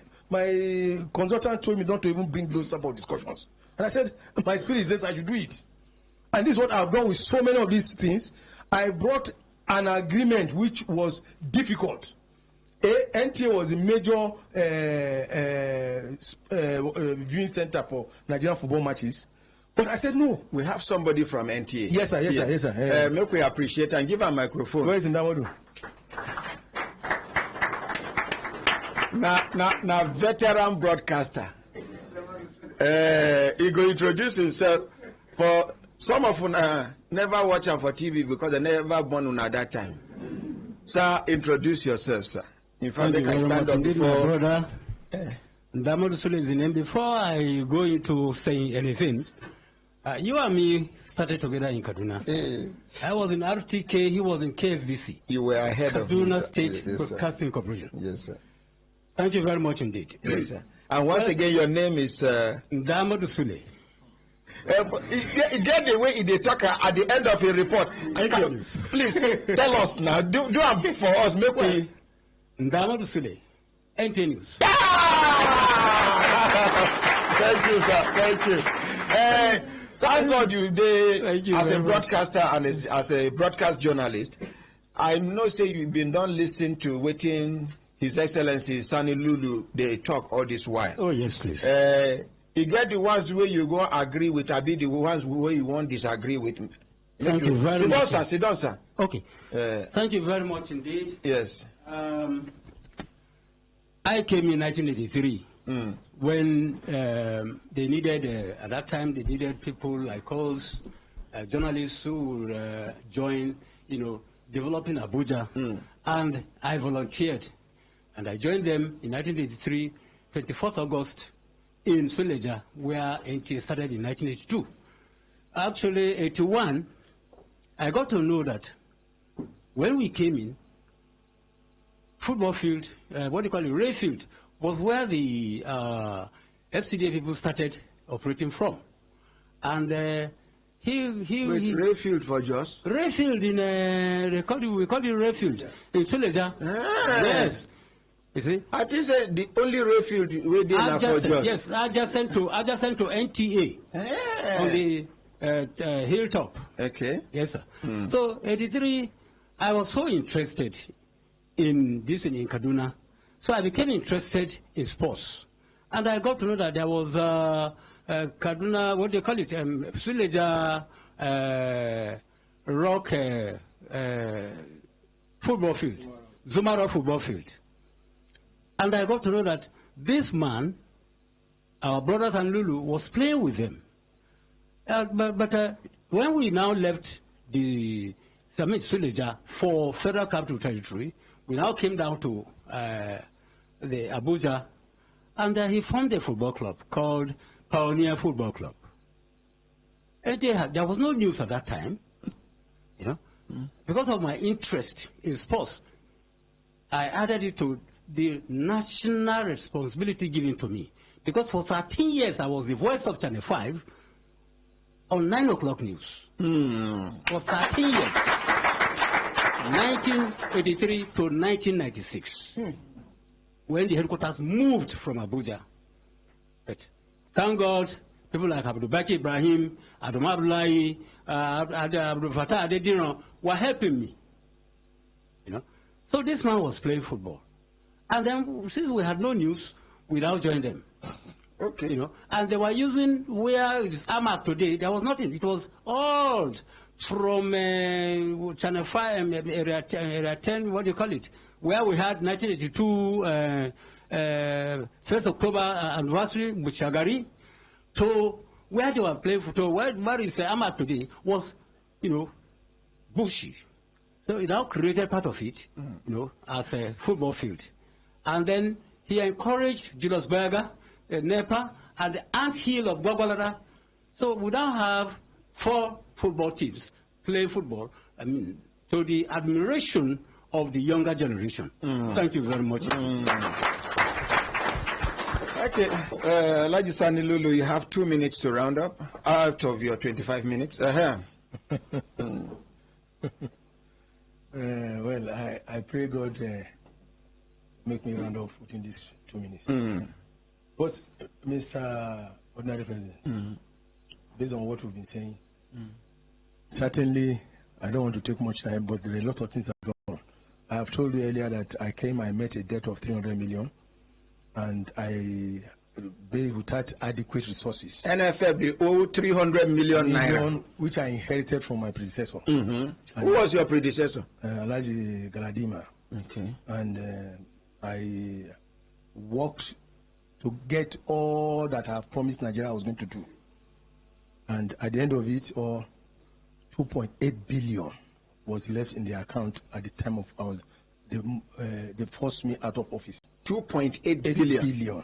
From 300 million naira debt yes. to 2.8 billion. Yes. But it's inclusive of what they've talked yesterday, a few days ago. Talk to the mic, sir. So there was is there among the money where then thief, where these people they talk? Well, they will have to clarify which one we stole. I didn't steal a dime. Instead, if I want to talk, I said Nigeria stole my money because I spend my money for developing Nigeria. Okay. It's not my responsibility. No, they talk, they say as you come out, leave 2.8 billion. Yes. And you don't say that money there among the people, the money where they talk yesterday. Yes. So I they wonder whether that money where you leave behind, whether the person, your successor, follow thief the money. Now they ask you. Well, Mr. Honorary President, I am here to talk about my records. Okay. I am not in office before or after. So those who are there will come and say, did Sani leave 2.8 billion? Did I inherit 300 million from my predecessor? They should say it, or the record should say it. Me, if the record is encyclopedia, not like encyclopedia, if he's saying no, I'm saying the wrong thing, then I will bring my facts. I have the evidence of all these things. Okay, thank you. 2.8 billion is inclusive of the money I left. Out of the 900 million which was given to me, I left 430 million in UBA. No, yeah, 900 million for World Cup. I left 430 million out of that money in UBA. Remember this money, this 900 million was given to me just 2 days to the tournament. It was not useful to me most. 900 million was given to you 2 years, 2 days to the tournament. Tournament that I started preparation a month earlier. So how did I get this job done? FIFA, the one we were talking about, that FIFA special grant was 1.65. At that time, it's about 257 million. The Nigerian FIFA LOC, which we hosted 2009, there was 5.5 million which FIFA remitted. That money was left in 858 million naira in a First Bank account. Then in 2010, FIFA participation in World Cup, there is $8 million which was meant to be given to NFF. 8.4 million. Yes. So that is recorded. But somehow, this particular instance, the minister then wrote telling FIFA that don't give Sanilu-led board because we are trying to go for election. This election, they said we should defer. And the government has no power, has no relevance in interaction with FIFA directly. The procedure is that you can direct me to stop having access to that money if the money comes to my account. But I don't know why they did that. I think they were scared of so many things because they knew that Sanilu was going to be independent, and I was working towards preparing a better Nigeria. So, Mr. President, I don't mind. I will still come because the way it is, there are a lot of things I need to say. And the way it is, there are a lot of things that people want to get clarification. There are so many things I need to say. I have booklets of information here. The summary here is that for this, my 4 years, God in heaven knows. And I'm saying it here, the world will listen to me. I didn't spend 1 naira stealing Nigerian money. And I have told when they arrested me, arraigned me, I told even EFCC, I said, you can't tell me I spent, instead of my 80 million which I got from Estaco for 4 years, because most of the time, about 300 days, out of 365 days, I'm almost out of the country. And I said, the Estaco equivalent is about 20 million. 20 million times 4, this 80 million, basically because I'm always moving around and people are all taking care of me. But these are the money that I use. You are not seeing only 40 million in my account. They're saying the money is much. It's not much. So, Mr. President, I didn't do anything, and I'm challenging. In the letter I wrote, the last letter I wrote on the 2015 February, January 22nd, 2015. To who? To open letter to Mr. President of the country, which is Jonathan. I had warned that I didn't do anything. For the third time, I'm repeating it. And I have challenged all those who were accusing me that I mismanaged 2.1 billion. That is Lokobiri. Those who went to make presidential declaration, then PTF chairman, that I mismanaged things, I'm corrupt. I challenge them. I said they should come to the public. Let us debate. And now it's an opportunity. Those who believe, anybody at all among the 200 million Nigerians, I'm ready to say I am available to discuss these issues on any time. Yeah, for Human Rights Radio. Yeah, Human Live. Rights, anywhere, yeah. Thank you. So, Mr. President, I thank you for giving me this opportunity. Nigerians, I love to serve Nigeria, and I'll continue to love because I don't know why God has made me to go on this track. Thank you. Thank you very much. Now, Chief Coach James Peters, okay, hold on, yes, make we start. Yes, a guy anything where you want to talk about waiting in talk, whether waiting you know agree with, I be the ones where you agree with. Quickly. Ordinary President, sir, good morning. Good morning, Brekete family. Thank you. I was technical. I was not involved in administration. I was all on the field all the time. I was technical man, so I don't think I have anything to talk about. Okay, about this. Thank you so much. Encyclopedia. They say you there around that time. Very well. And I know most of the things that happened. I even hear when you mention one thing, you say South Africa, World Cup. I've been waiting you wish at that time. That money came very late, 2 days, just like he said, 900 and something million. So, invariably, the money, I knew that he left money because he was kicked out unceremoniously. Okay. Okay, thank you. Then, sir, I want to be, we should be sincere to ourselves. Yes, sir. My president here, Sani Lulu, to me, not that I work with him or I work for him, he did well for Nigerian football. I must be sincere. Okay, Yes. okay. The aspect of those money he left, I knew that the FIFA money, he didn't touch it for 4 years. The 8.4 million. Yes. Okay. No, the part of the 2.39 million. Okay. That's for FAP. FAP. He didn't touch it. And his predecessor too, Aminu Megere, did not touch it. It's only this regime, Amaju Clinic regime. They touched small. Collected everything. Oh, everything. Okay. All right. Okay. Then the money for the under-17 World Cup that we hosted there in 2009, the money was in the First Bank account. That one will be answered by the LOC. It's a big money.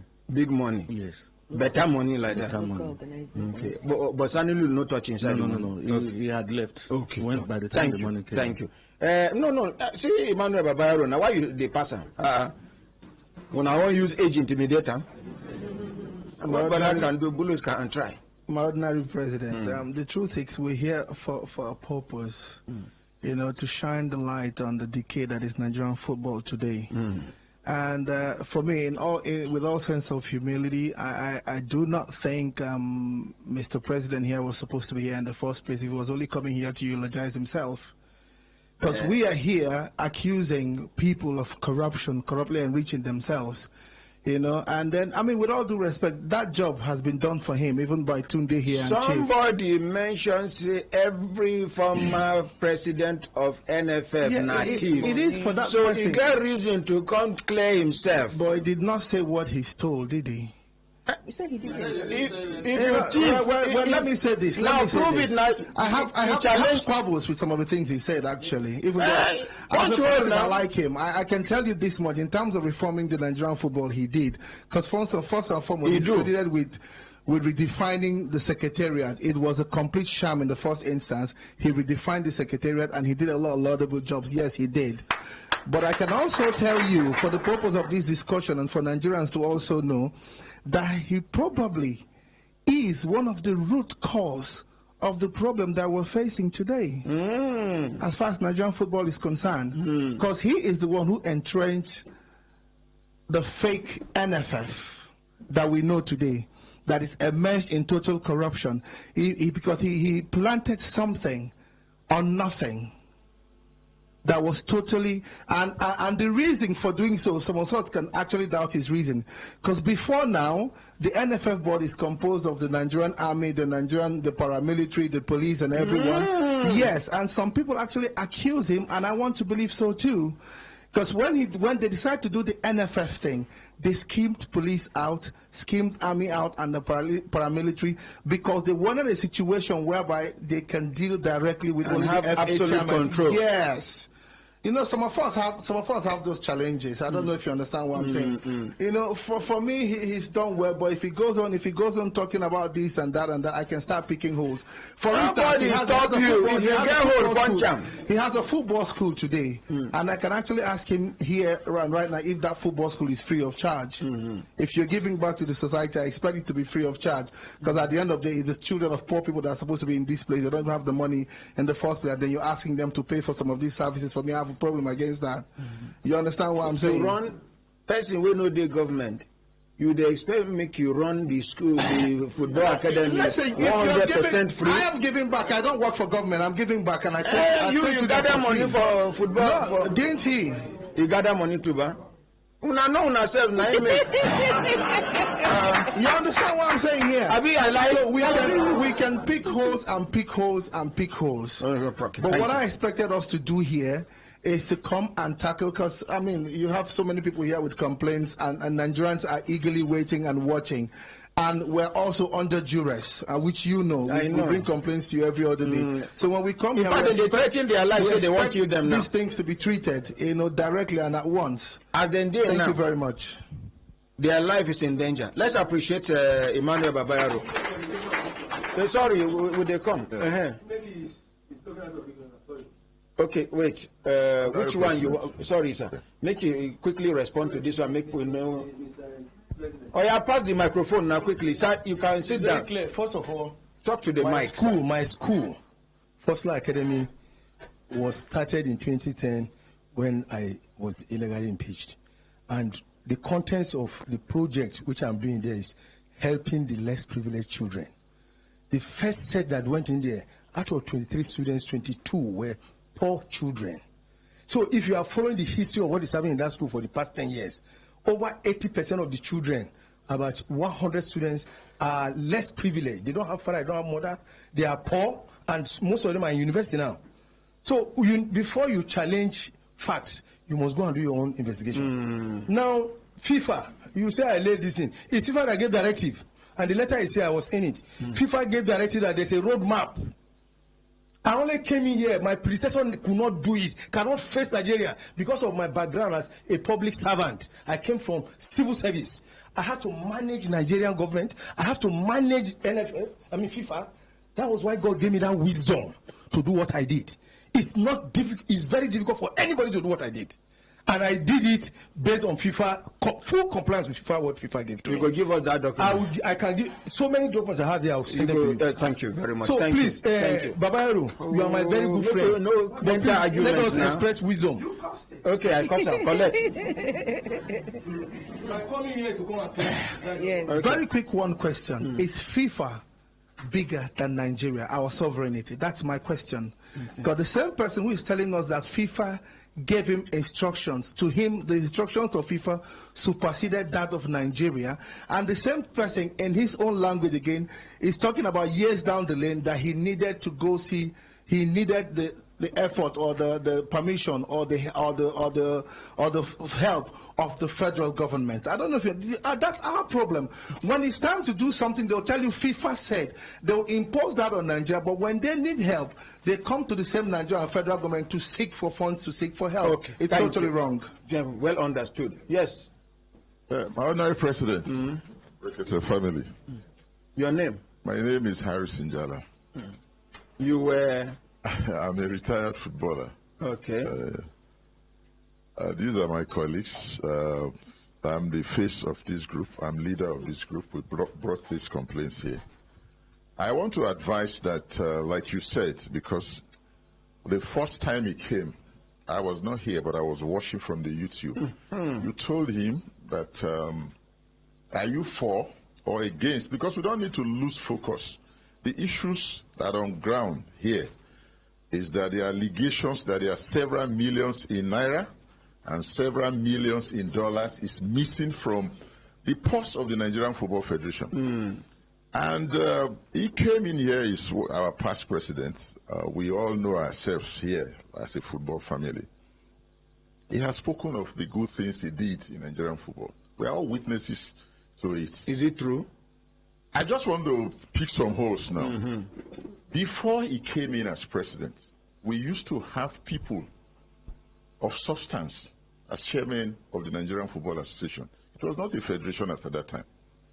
We had Emeka Omerwa, we had Abdul Mumini Aminu, we had Sonny Dankaro, we had Uneya. Some of them are former governors, ministers, and they have passion, all the passion, and they can see the president and they want to see him in the twinkle of an eye. When he came in, and the last chairman we had is Alhaji Galadima, a very forthright man. He was former chairman of the National Sports Commission. He took over from him. And when he came in, if you look at the status of those who have been there before he came in, you'll see a very large difference. You know, you'll see the graph dropping down. That's exactly where we had all the crises we have today. His intentions were good, really. But we also thought that at the time he took over the mantle, he was not either prepared fully or he lacked the experience to drive those processes. Because in the first place, like he said, and he keeps on repeating it, you brought the issue of statutes. You must domicile those things. There is an existing law. It's an act of parliament that was passed in 2004. The decree you are talking about what became an act of parliament when the Fourth Republic came to existence. When they came in, the proper thing for you to do is to repeal that decree first of all. And you brought another law inside an existing law. So it didn't work. That was where we had, they reduced the Congress. We used to have about 101 persons. They went to Macaulay, reduced it to about 40-something people, and removed all those people. Created factions in the Players Association. In Supporters Club now we have about 4 factions. So the crisis, we are still thriving in that crisis. And with due respect to him, it was in his own tenure that we were now tagged super chickens in Ghana. In 2008. Super chickens? Exactly, that's what came. No, because we did very badly in the Nations Cup in Ghana. And we're all part of the Senate public hearing here in Abuja. Stakeholders were called. He was in charge. And they questioned him, why did Nigeria perform so badly to the extent that we are now, the Super Eagles now became Super Chicken? We progressed from there. He qualified us for the World Cup very well, went to South Africa, and we didn't do well as well. Until the President Jonathan now raised an alarm, said, no, you people are not running football well. Let's close it down for 2 years. We'll stop all FIFA competitions for 2 years and put our house in order. They used the media against President Jonathan, and he recounted his statements. So I'm coming back to the issue. What we have on the table, those who want to give account of their stewardship can write their books and publish it. The focus here is that we made allegations that funds are missing, and let us get to the root of that so that we don't lose focus. Thank you. Okay. Multiple portfolio. Garaku, aka multiple portfolio.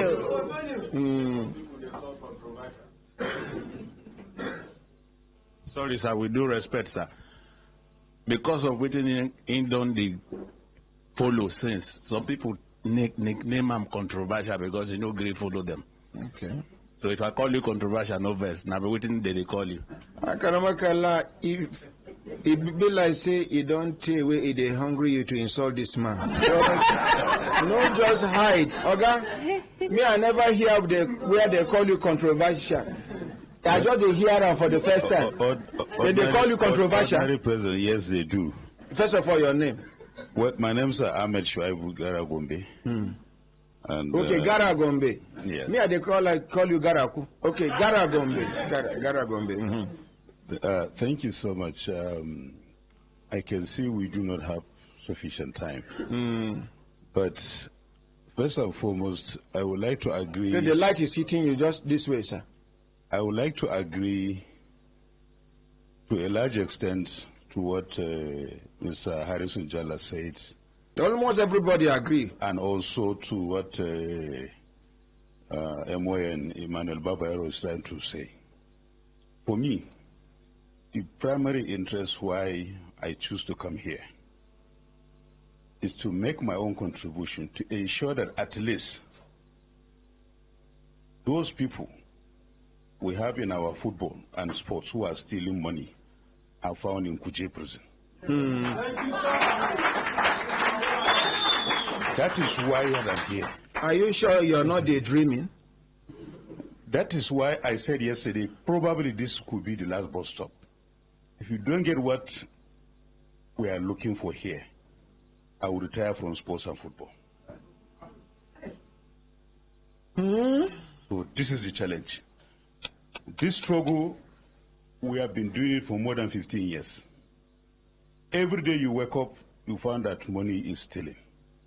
People are not accountable.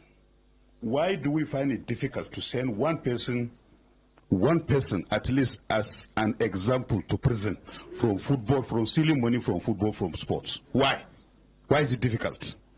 Every sector of our economy, of national life, we have had people that have been convicted and taken to jail. Why is it that in sports they keep on surviving? Their survival instincts must be broken down. The survival instinct must be broken down. They can the only person they cannot compromise is God. And so far they have demonstrated that. So I have been compromised too. No. what I am saying is that your own case is just a figure of speech. Your own case is different. Oh, okay. You are providing us with a platform. That is why we are here. Now, the point I'm trying to make is that let us focus on accountability, on transparency, and good governance in our sports and football in particular. Those monies figures that we have been mentioning over the years, over time, in the last few months, the last past years, at least let somebody be held accountable for them. That is my concern. The facts are there. The documents are there. The testimonies are there. The actors, the characters, they are all alive and they are here. They are there. So why are we finding it difficult to get all of them and send them to jail when the facts are very clear? So that is why we're here. So please let the focus remain. Now, if by any reason we have cause to make references to certain things that happen, yes, fine. Alaji Sanlulu is here. I never expected to see him here. And honestly, if you had asked for my advice, I would ask him not to come. Why? Because as a former president of the Federation, there is nothing he will gain by coming here to talk about your tenure. Because every president of Nigerian Football Federation, if he is going to come here and talk, definitely something will come up. Because the rot is a kind of, we passed through a transition, and it's piling up and in building up to where we are today. With due respect, as I'm standing here, when he was president of the Federation, I was a member of his Congress. I was chairman of Gombe State Football Association. And I was removed from the Congress during his tenure. Why was I removed? Because I asked questions on every single action that is taken by the Federation. So they said I was unbearable. Now, the honorary president earlier talked about bad people around good people. As a person, Salulu is an excellent gentleman, I must say. That's why I didn't hold him responsible for my removal from the Congress. And every president of the Nigerian Football Federation, he has some bad advisors that always mislead him. As at that time, Salulu is a gentleman, maybe perhaps because he's a gentleman, he is weaker as a leader. And he allows some very people to hijack his administration, mess him up, destroy the system, and put us into the mess we are today, which people now are pointing finger at him. The letter that was sent to Gombe State FA for an election to be, for me to be removed and another election to be conducted, was written by the chairman of his disciplinary committee, Amanze Uchebulam, who was one of the people who misled Sanilulu. Just a letter. I asked, what was my offense? Nothing. Nobody has said anything. They now went, and another person who works under Sanilulu, that Sanilulu had trusted him so much. And so if you have forgotten, I will remind you today one statement you made. Was Aminu Megari, the same person who now betrayed him, and he was used against him, and he was impeached, and Aminu Megari took over. And let me tell him today, one of the instances that happened. When they suspended me for just no reason, he didn't know. Amos Adamu heard about my suspension. He said, no, that young man, we need him in Nigerian football, so he cannot be suspended. Amos Adamu asked Dr. Sanusi, who happens to be the present Secretary General of the NFA. That time he was head of competitions. We were having the African Women Championship in Wari. Amos Adamu specifically asked Dr. Sanusi, please invite that Dara from Gombe to come to Wari and meet me. We have to sit down with the football family to sort out he must come back. You both cannot suspend him. For what? I went to Wari from Gombe. Myself, Amos Adamu, Bolaji Ochoba, and Emmanuel Atta, who was the chairman of FCT Football Association. We sat down on the table. And Adamu gave instruction to Bolaji Ochoba and said, when you go back to Abuja as Secretary General, write a letter returning Gombe because you suspended him wrongly and tell the president I said it. Bolaji begged me to please come to Abuja so that we will sit down. I came from Wari to Abuja. Myself, I came to meet President Sani Lulu in his office. And the message from Dr. Adamu was relayed to Sani Lulu. What did Sani Lulu say? I want to remind you, sir, if you have forgotten. Sani Lulu said that Aminu Megari, as far as Northeast Zone is concerned, Aminu Megari is my ear, is my eye, is my mouth in the Northeast. Therefore, whatever he says is what we are going to do. And Aminu Megari and Amaze Uchebola were the ones who conspired for my removal. And now the same Megari that is your eye, your nose, your everything, was one who was used against you, and you are impeached and he took over. Now, this same person that Sani Lulu, that he took over from Sani Lulu, has 16 count charges of corrupt malpractice. Honorary President, I will send the document to you here. Call him if he wants to. 16 count charges that he was equally impeached. And part of the money he was talking about he left were captured in that 16-page document. Why was he not taken to prison? Because his in-law, the person who is married to his daughter, was the then national chairman of PDP. We shouted, we cried. And he was not taken to jail. The counts are there. Now, some of the people who were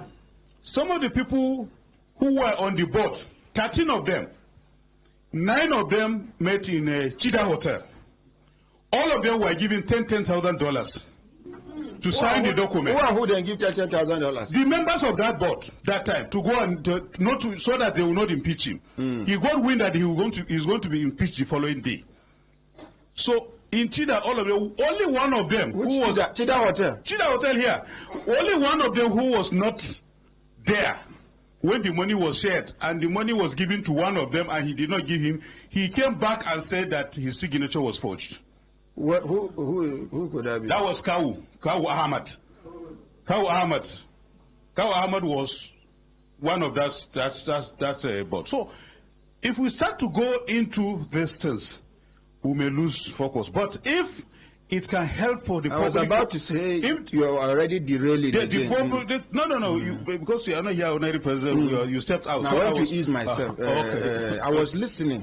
Okay, no, it's good. So I was just trying to make and again. Are there any law to say me person no go urinate? And again, another thing that was against Sani Lulu's presidency, 2 things that I can remember.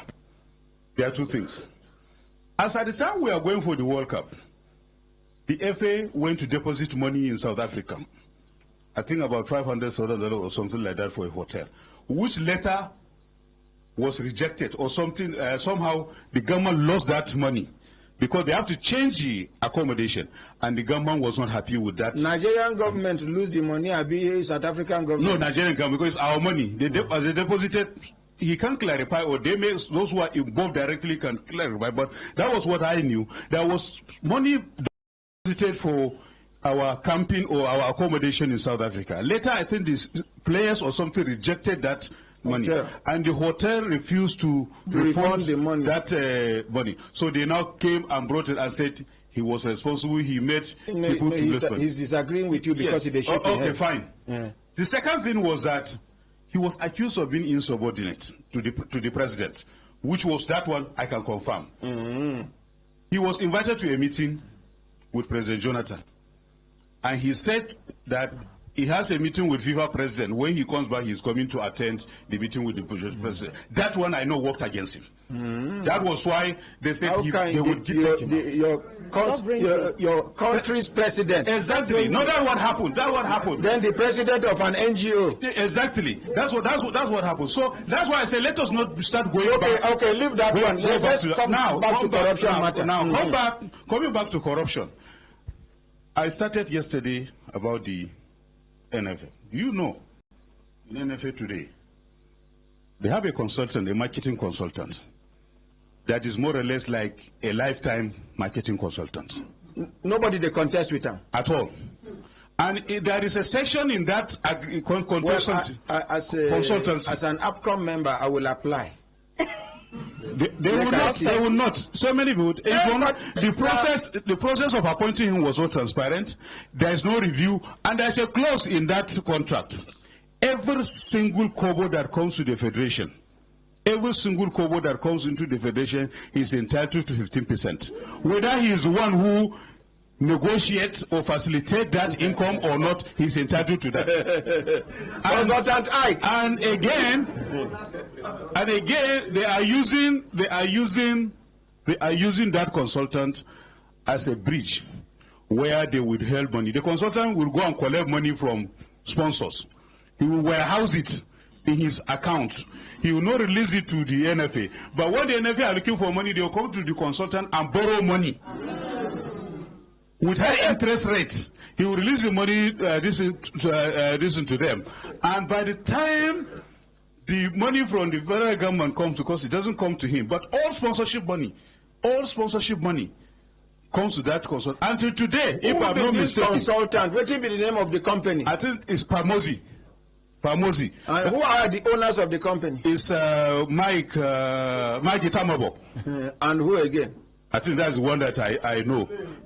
Only until today, we have shouted that issue of the consultancy of Pamosi to NFA has consumed a lot of head of marketing departments, or marketing committee. That is why sometimes you hear they went to London to go and sign contracts for kits or sponsorship or anything. You never hear anything. And what we are saying, if there is transparency, go and publish. People to express interest. We have gone beyond where one person will be. We have 13 national teams now. And every month, there is one form of qualifier or another. So they need more money. But because they have caged and limited the opportunities to only one person, only them, and they can, in fact, there was even places where they can go and open an account with a private, open an account with the consultant in the name of NFA. The consultant is not a civil servant. Sorry, borrow us microphone, encyclopedia. The second mic, no, they work. They don't spoil them. Interestingly, sir, when they saw that system, that the sole consultants who warehouse NFF money, they now unbundle it to accommodate their own company. Mediterranean is one of this envelope. So when we get there, we'll discuss more on it. Mediterranean is their owned by the second vice president of NFF. Second vice president of by name who? Shehu Deko. And they are collecting 20%. 20%. Okay. They are collecting 20% of any money that comes in. Sponsorship money that comes in, either done by them or not. No wonder they can penetrate the presidency. No wonder. Okay, with that 20%. So if the $10 million enter Nigeria through sponsorship, 20% of that is $2 million. Abi? Yes. There was a case of one incident. $600,000 went in straight to Mediterranean account. EFCC is investigating it, but I doubt if anything. Not be the same EFCC where we hear say Lagos office compromise. Yes. Abi? Yes. Continue. Now, thank God that he has already talked about Mediterranean. For me, Mediterranean issue is another thing I promise you I'm coming to take on live. That's what is another thing. But let me just tell you about So that. you get evidence, plenty. Yes. Let me tell you about that person who is the chief executive of Mediterranean and also the second vice president of Nigerian Football Association. By name who? Shehu Diko. In the first place, Shehu Diko is there illegally. He hasn't a contractor before. He has never been elected. He has always been a contractor. He was not elected to be there. What they do, if they want to engage in the nefarious act, or they want to perpetrate the stealing, they will go and look for somebody who is either an expert in manipulation or someone who can dance to their tune. In that board, there are two people they brought in. And they are using them seriously to steal money. What will be their names? One is Shehu Diko. He is representing the league, and the statute clearly states that for you to be a member of the executive committee, you must be elected. Shehu Diko was not elected.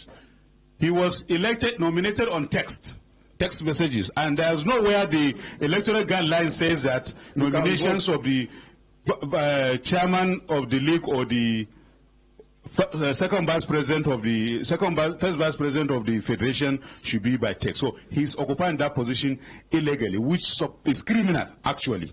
Second, the second person. Wait. Now, true say na contractor before for NFF. The second encyclopedia. Yes, it was the one who did the Go project that we're using now. Okay, now contractor. Yes. Now, first vice president. Your name, sir? Saeed Monirafi. I work with the LMC. That means I work with Shehu Diko directly. Let me just state a very brief story. 2005, Shehu Diko submitted his papers to me to be a consultant for the league. To be a consultant for the submitted league. To you? To me, as general manager marketing. Today he has ordered my termination. Yes, ordinary president. All this thing they are talking, all this thing they have been saying now, they are talking about Super Eagles. They are talking about Super Eagles under 17. My senior brother is here. He knows me very well. When it comes to football, he knows me very well. I can sell hot stone in the desert when it comes to football. They are talking about Super Eagles, Super Eagles. Nobody has talked about what affects the ordinary Nigerian, which is the league.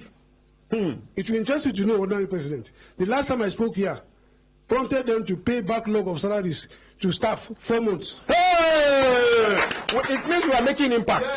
Let's appreciate him now. And na small he talk, you know, talk too much. But because they know say he get information, as soon as he talk, they pay 4 months backlog. Yes. And as I'm talking to you now, I mentioned it that day and nobody is taking it serious. They are asking for tax pin now. I don't have. I've been working with that company for 16 years. I don't have employment letter. I don't have ID card. I cannot access my tax, even though my tax has been deducted by the same company for 6 years. Big management company. Yes, you're not talking about that. That's a major crime. Not to pay tax. These taxes have been deducted but not paid. Not worry. We'll come back. Let me add something to that. I was trying to mention you the second person. Yes, second person. Because you see, when the top is rotten, a lot of wrongs will happen down the league. At the bottom. I also said I will talk about the league. The second person is Aisha Falode, who is the chairperson of the Women League. She was also there illegally. She was not elected to represent the Women League. They brought her there for a purpose. Now, the over $2.5 million FIFA grants for women development, they cannot account for it. We do not know where it is. Let them come and tell us all the FIFA grant for women development, where is it? They cannot account. So they bring somebody they can manipulate. Let me tell you how Aisha got there. The chairperson of the league was Dili Onyedima, who happens to be the director of sports of FCT here. Just from nowhere, they went, manipulate themselves with the former minister, Solomon Dalon, and the next thing, they now removed Dili and appoint Aisha. Appointment When the statute says it should be by election, I have been asking them, come and tell us, what was the offense of the league when you removed her as chairperson of the league? Now, this thing is getting more interesting. No. Are you with me? Are you with me? Sir. Multiple. Sir, Gara, Gombe, multiple portfolio. Now, you are from which state? Gombe. Gombe is in what region in Nigeria? Northeast. Northeast. What is your religion? Islam. You are a Muslim? Yes. This Dili Dimma. Yes. What tribe is she? Igbo. What religion? Christian. What part of Nigeria region? Southeast. And here you are, fighting on behalf. No. I think it's getting. The unity is. So continue. So the league as it is, thank God Said is here. I think I'm happy he said, I'm glad he said he was here once. I want him to be coming. He has a lot to tell us. I want to just add to what he said about payments of salaries to staff or to employers. When I was advisor to the Kano State Governor on sports, the league management company sent a letter of a new governance structure of the entire league. They gave the conditions, or rather the template of what they expected.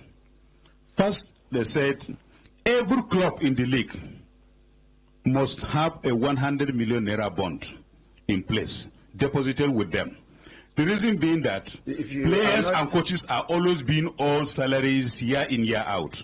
So if you don't pay your players, they will go to the bond you put. Secondly, they said 35% of the ownership of the club. Before then, every club must be a limited liability company, 100%. And 35% of the equity of that company, club, should be reserved for the public to be subscribed to after the first year, in the second year. But during the first year, somebody should be appointed to hold that at 5% in trust for the public. 3, that every club must have a company secretary. 5, every club must have a licensing officer. Every club must have a marketing officer, and so on and so forth. When I was advisor, I went to my council, the Kano State Executive Council, and I got approval for all these things. Not only that, we reviewed the shareholding structure, increased the share capital of Kano Pillars, which was registered in 1990. We increased the share capital, appointed a company secretary. I went to CAC. We paid all our outstanding dues to CAC. The LMC itself made a statement in a press conference that Kano Pillars are the only club in the country that meet up that requirement, not even Eyimba. Now, let me tell you what happened. 2 clubs who are private clubs, the same private club we have been fighting for their survival in the league, went to court in Jos. That was Nembe, owned by Ramson Barebote from Bayelsa, and FC Giwa, owned by Ambassador Chris Giwa from Jos.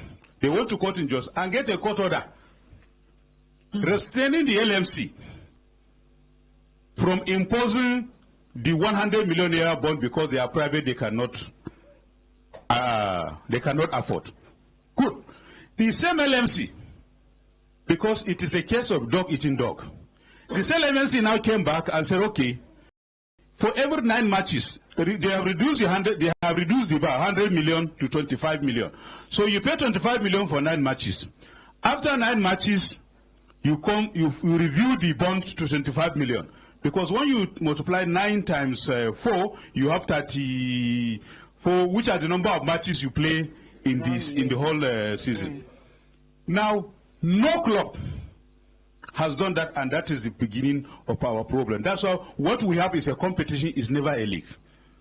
And for every year, yes, and in that structure they have, the government structure, the league LMC are supposed to be paying for indemnities of referees, match commissioners, assessors, and other officials. Now, they could not do that. Last season, 17 matches, referees and officials are not being paid. So, the clubs themselves knew. So, instead of them to invest on players, they are investing in buying referees and officials. So, most matches, before you play them, the result is known. Oh, they know the winner. Of course, in the beginning of the league. In Nigeria? Yes, go and check. Go and check. In the last 12 years or 13 years, I think, if I remember, we never had a genuine league leader. Genuinely. No, it's manipulative. If a governor of a state, that's why I accuse the governors of being part of the problem. If a governor of the state can pump in the money, we have a club in this country that from the beginning, they asked for 30 million and it was paid by the governor and the club won the league. But which club? Don't worry. I will say that to you. I will say that to you off camera. Okay. Then we will investigate. So the governor paid the money. And that very club, at the end of the day, they went to the continent, they play only 2 matches, they were knocked out. Oh, I know.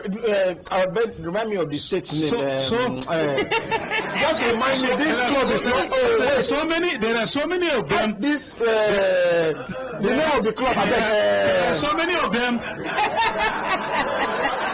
There are so many of them. There are so many of them. There are so many of them. So many of them. That is why every year, year in, year out, when you have our clubs that said they are playing in the continent, because they are disgraced. Some play only 1 match is finished, or 2 matches, home and away finish. Because the name of the they club, are not.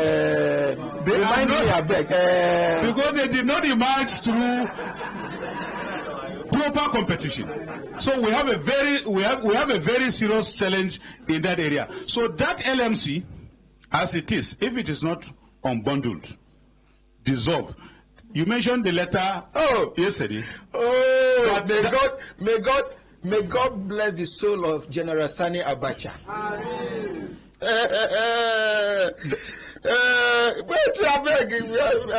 Talk about great man. We do well for Nigeria. And if during in time, if you hear this kind of thing now, you say NFF dissolve, NFA dissolve, LMC. When they give them list, LMC dissolve. When they come, you get one time during in time, they provoke them. Anything where you mention dissolve, they mention INEC, he said dissolve. South Africa insulted us. He said we are not going to the Nations Cup. General Abacha, we are supposed to go to participate in African Cup of Nations. Yes. Because they insulted us, he said we are not going. He said we are not going. And we did not go. He made the players comfortable. Yes. He said, Chief Coach James Peter said, wait. Pay them all the bonuses from who paid them? General Sani Abacha. Let's appreciate this man. He said for insulting Nigeria, you guys are not going to South Africa. After all, what is in South Africa? And for the benefit of doubt, how much are you supposed to make when you go? The mission, he said, he add money on top. He said, all of you enjoy yourself. Don't go to South Africa. Let's appreciate the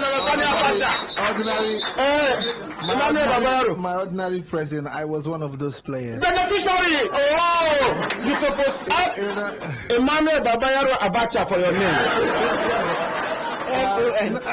He did that with utmost respect. A lot of us were not happy. We were not going to the Nations. In fact, that would have been my first Nations Cup. But he called us to Villa. We were brought from Lagos. We were in camp at Ekole Meridian. We were brought to the Villa here in Abuja. Abacha sat with every one of us and talked things through for over 3 hours. Now, hold on, sir. The way they paint Abacha, who now go believe say he go sit down with players for 3 hours. Let's appreciate this man and pray for his soul. When when you do well, even if we die, we go still dey talk about the good things wey you do. Yes. If you do bad, now so we go dey mention am by the grace of God. Even if we die, people wey dey follow us go mention them. The man engaged us for 3 hours. He went down memory lane, Nigeria's history with South Africa, and what is happening, what is not happening, why his decision was informed. Oh! Do you know, at the end of the day, before he made all those largesses you talked about, he actually asked us and said to us, based on these reasons that he has just given us, do we think he had taken a good decision or not? And trust me, some of us were already boiled. We say we should even take worse decisions. You know, no, seriously. You see, a military man, being democratic.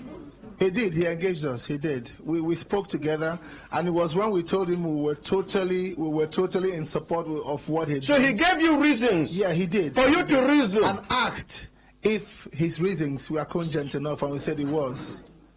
You know, that was when he now said, okay. Okay, una still believe say Abacha na bad man? No. So continue. You know, that was when he now said they should do all those nice things you were talking about. He said, that's your money.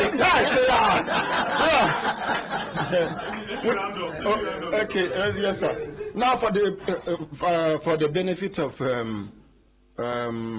information and permission, because of the hotness of this matter, in the interest of national development, we plead with the management of Human Rights Radio and our regulators. We go overshoot by small minutes.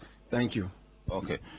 Yes. While I'm trying to round up, we talked about, I was on the transition of talking about payment of match officials and how our teams used to. You mentioned South Africa. Yes, yes, I mentioned South Africa, how the teams used to qualify for to win the league and the rest of it.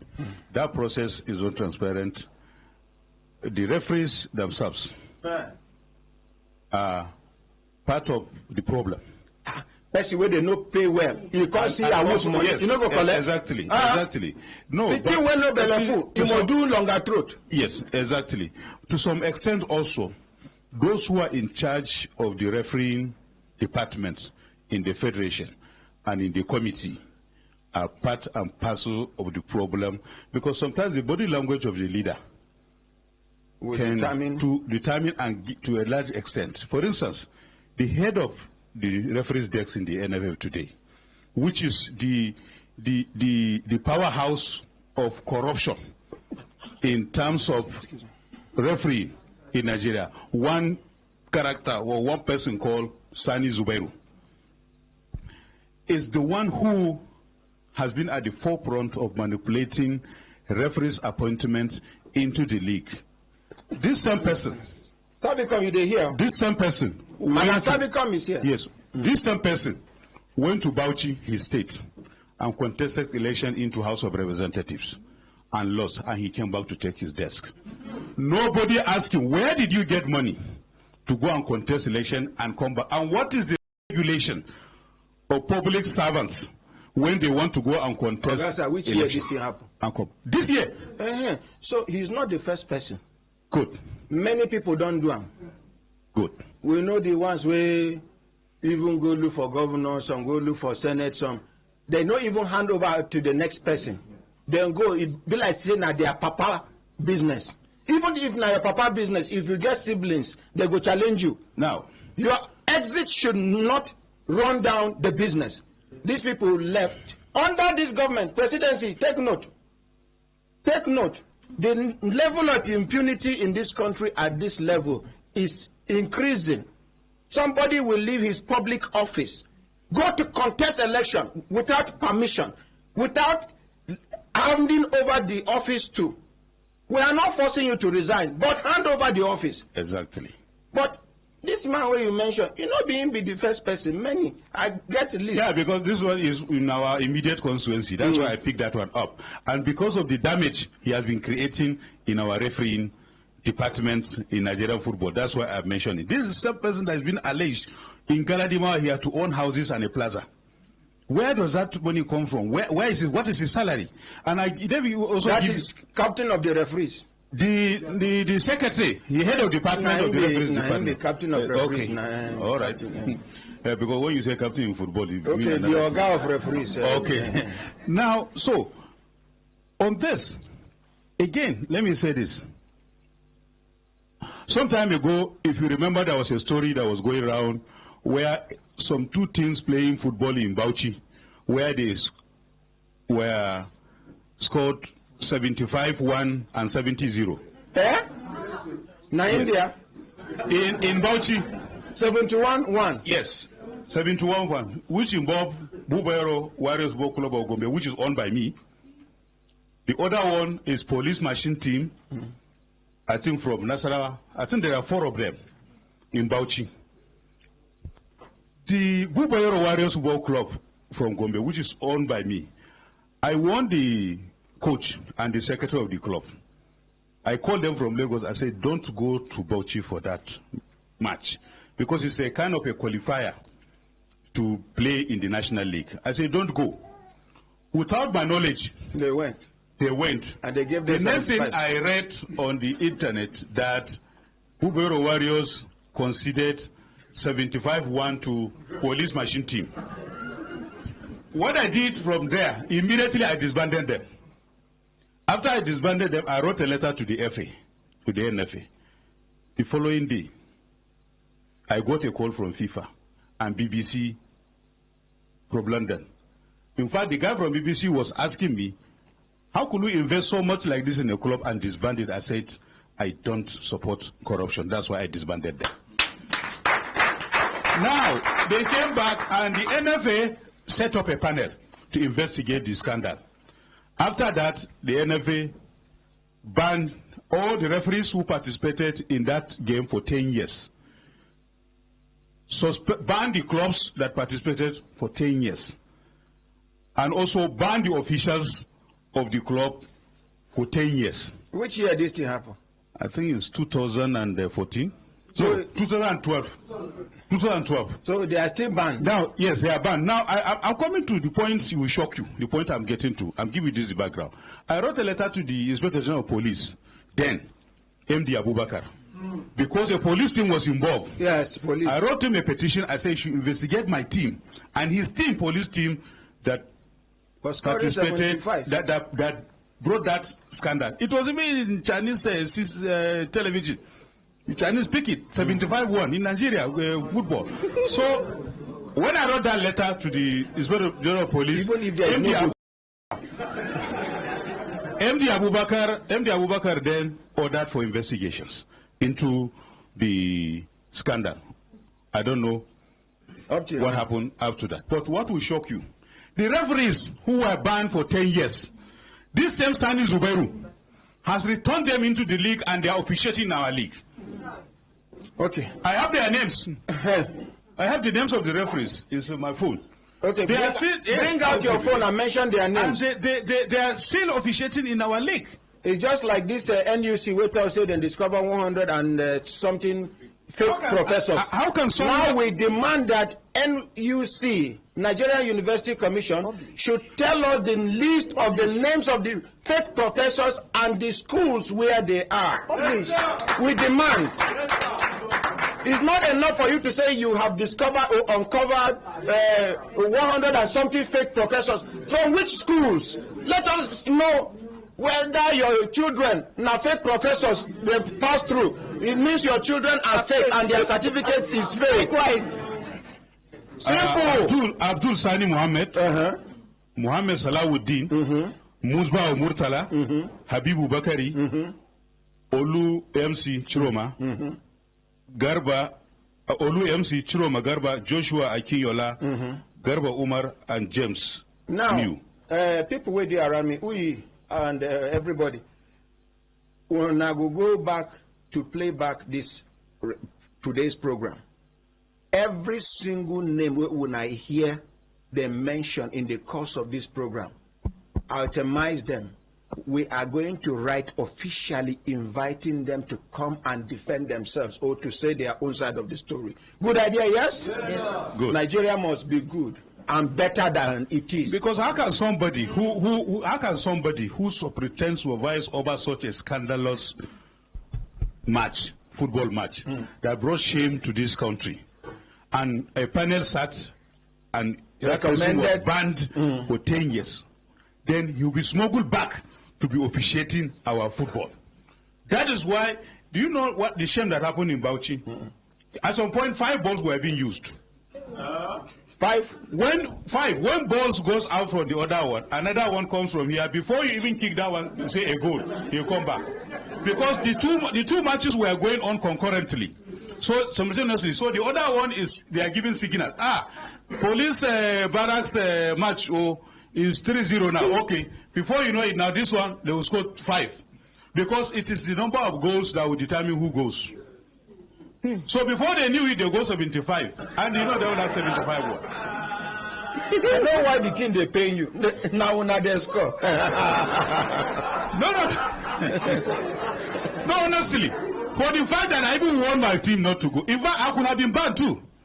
Many people say, but because of that proactive action I've taken, I wrote FIFA. See leadership.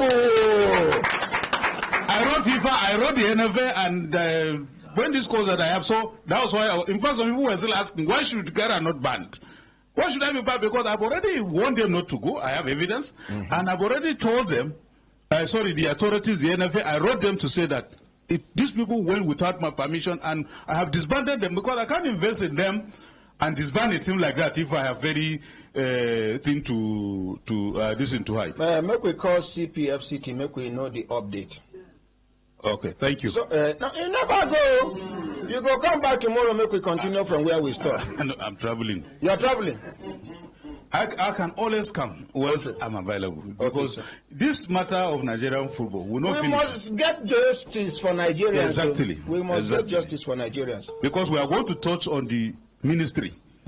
Ministry of Sports, Nigeria Olympic Committee, the sports federations. Presidency is just the shaking head. You never hear anything. Corruption. It's everywhere. Corruption. Even the name no sweet for you. Corruption. Corruption.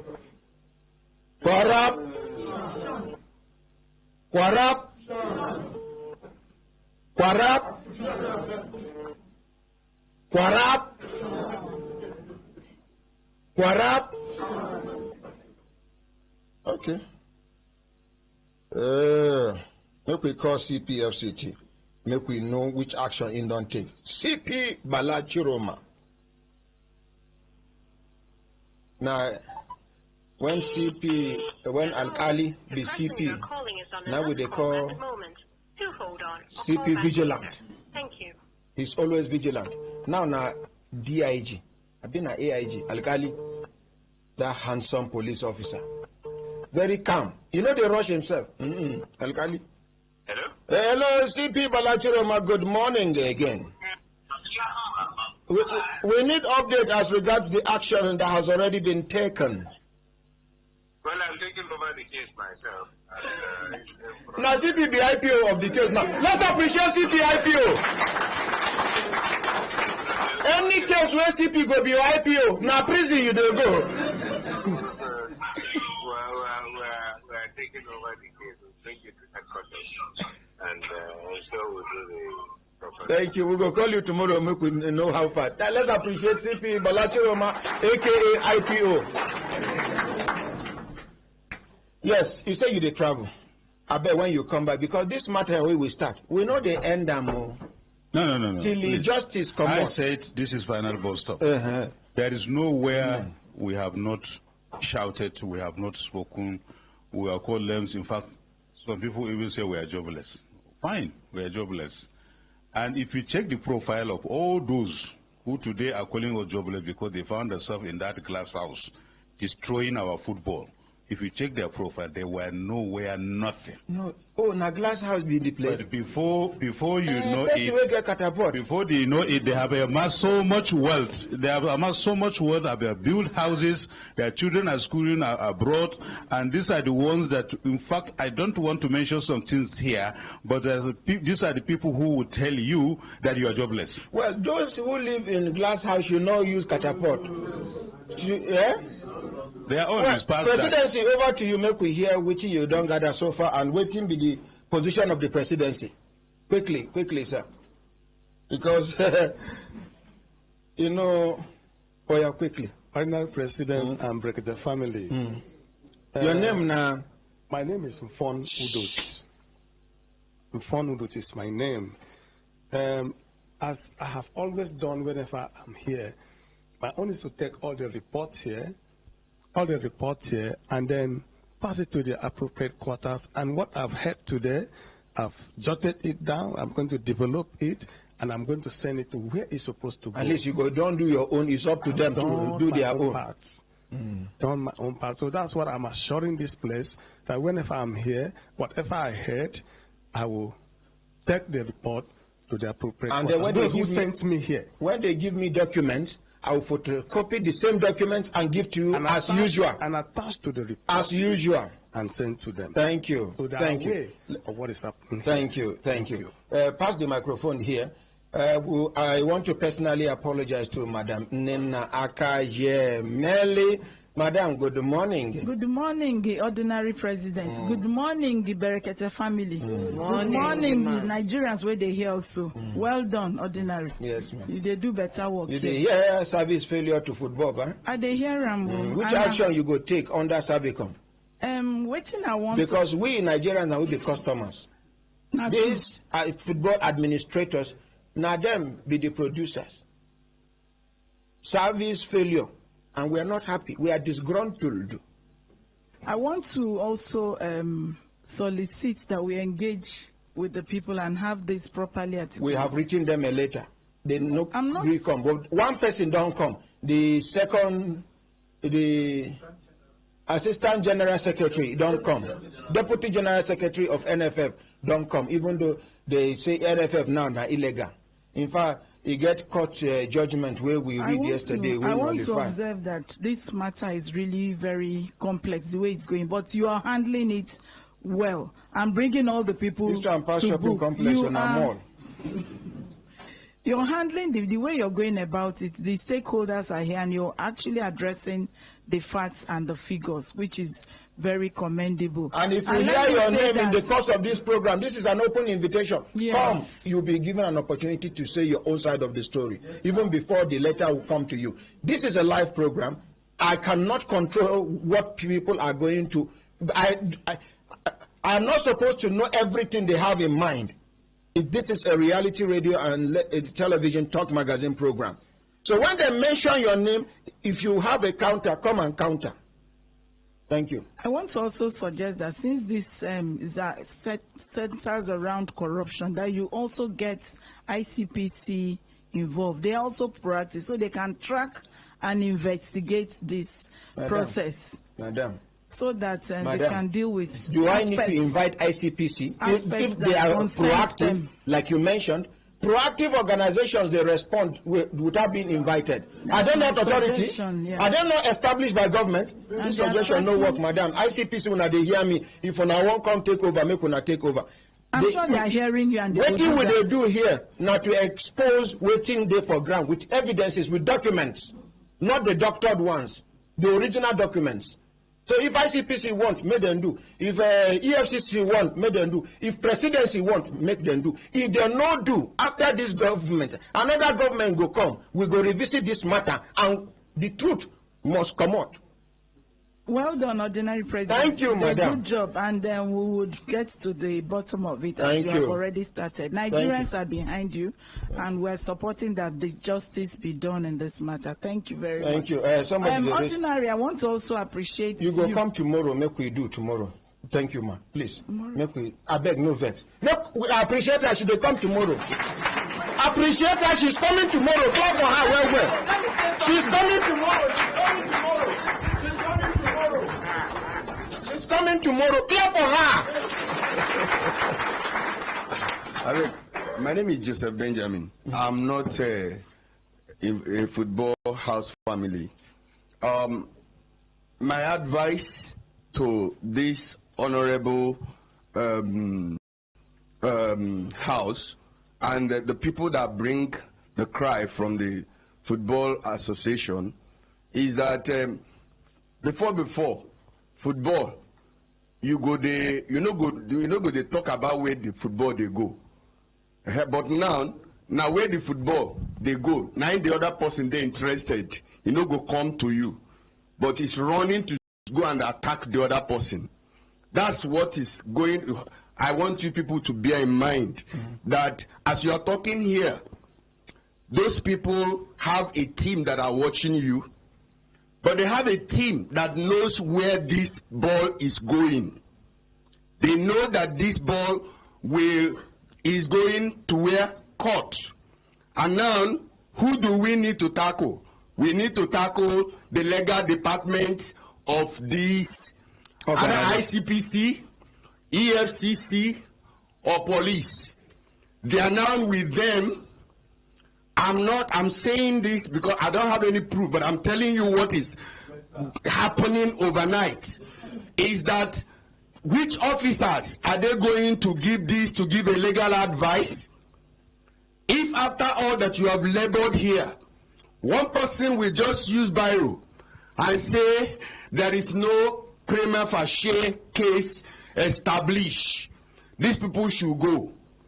I know somebody raised here that they gave somebody 20-something count charge, but because he has a brother or a godfather or a god-in-law somewhere, and he did not serve anything, he was not even, and if you go to that case now, you will see that it is dead already. It cannot be resurrected because they killed it dead technically. So thank you. Okay, collect. Is that? That 16 count charge, the document is still available. It has not even been treated. I even hear say for this NFF, he gets somebody will jump bail. We court don't order for arrest and be taken to prison for contempt of the court because he jumped bail. I don't want to mention anybody name till he reach that time. Now he gets somebody. Please, shall we all rise, everybody?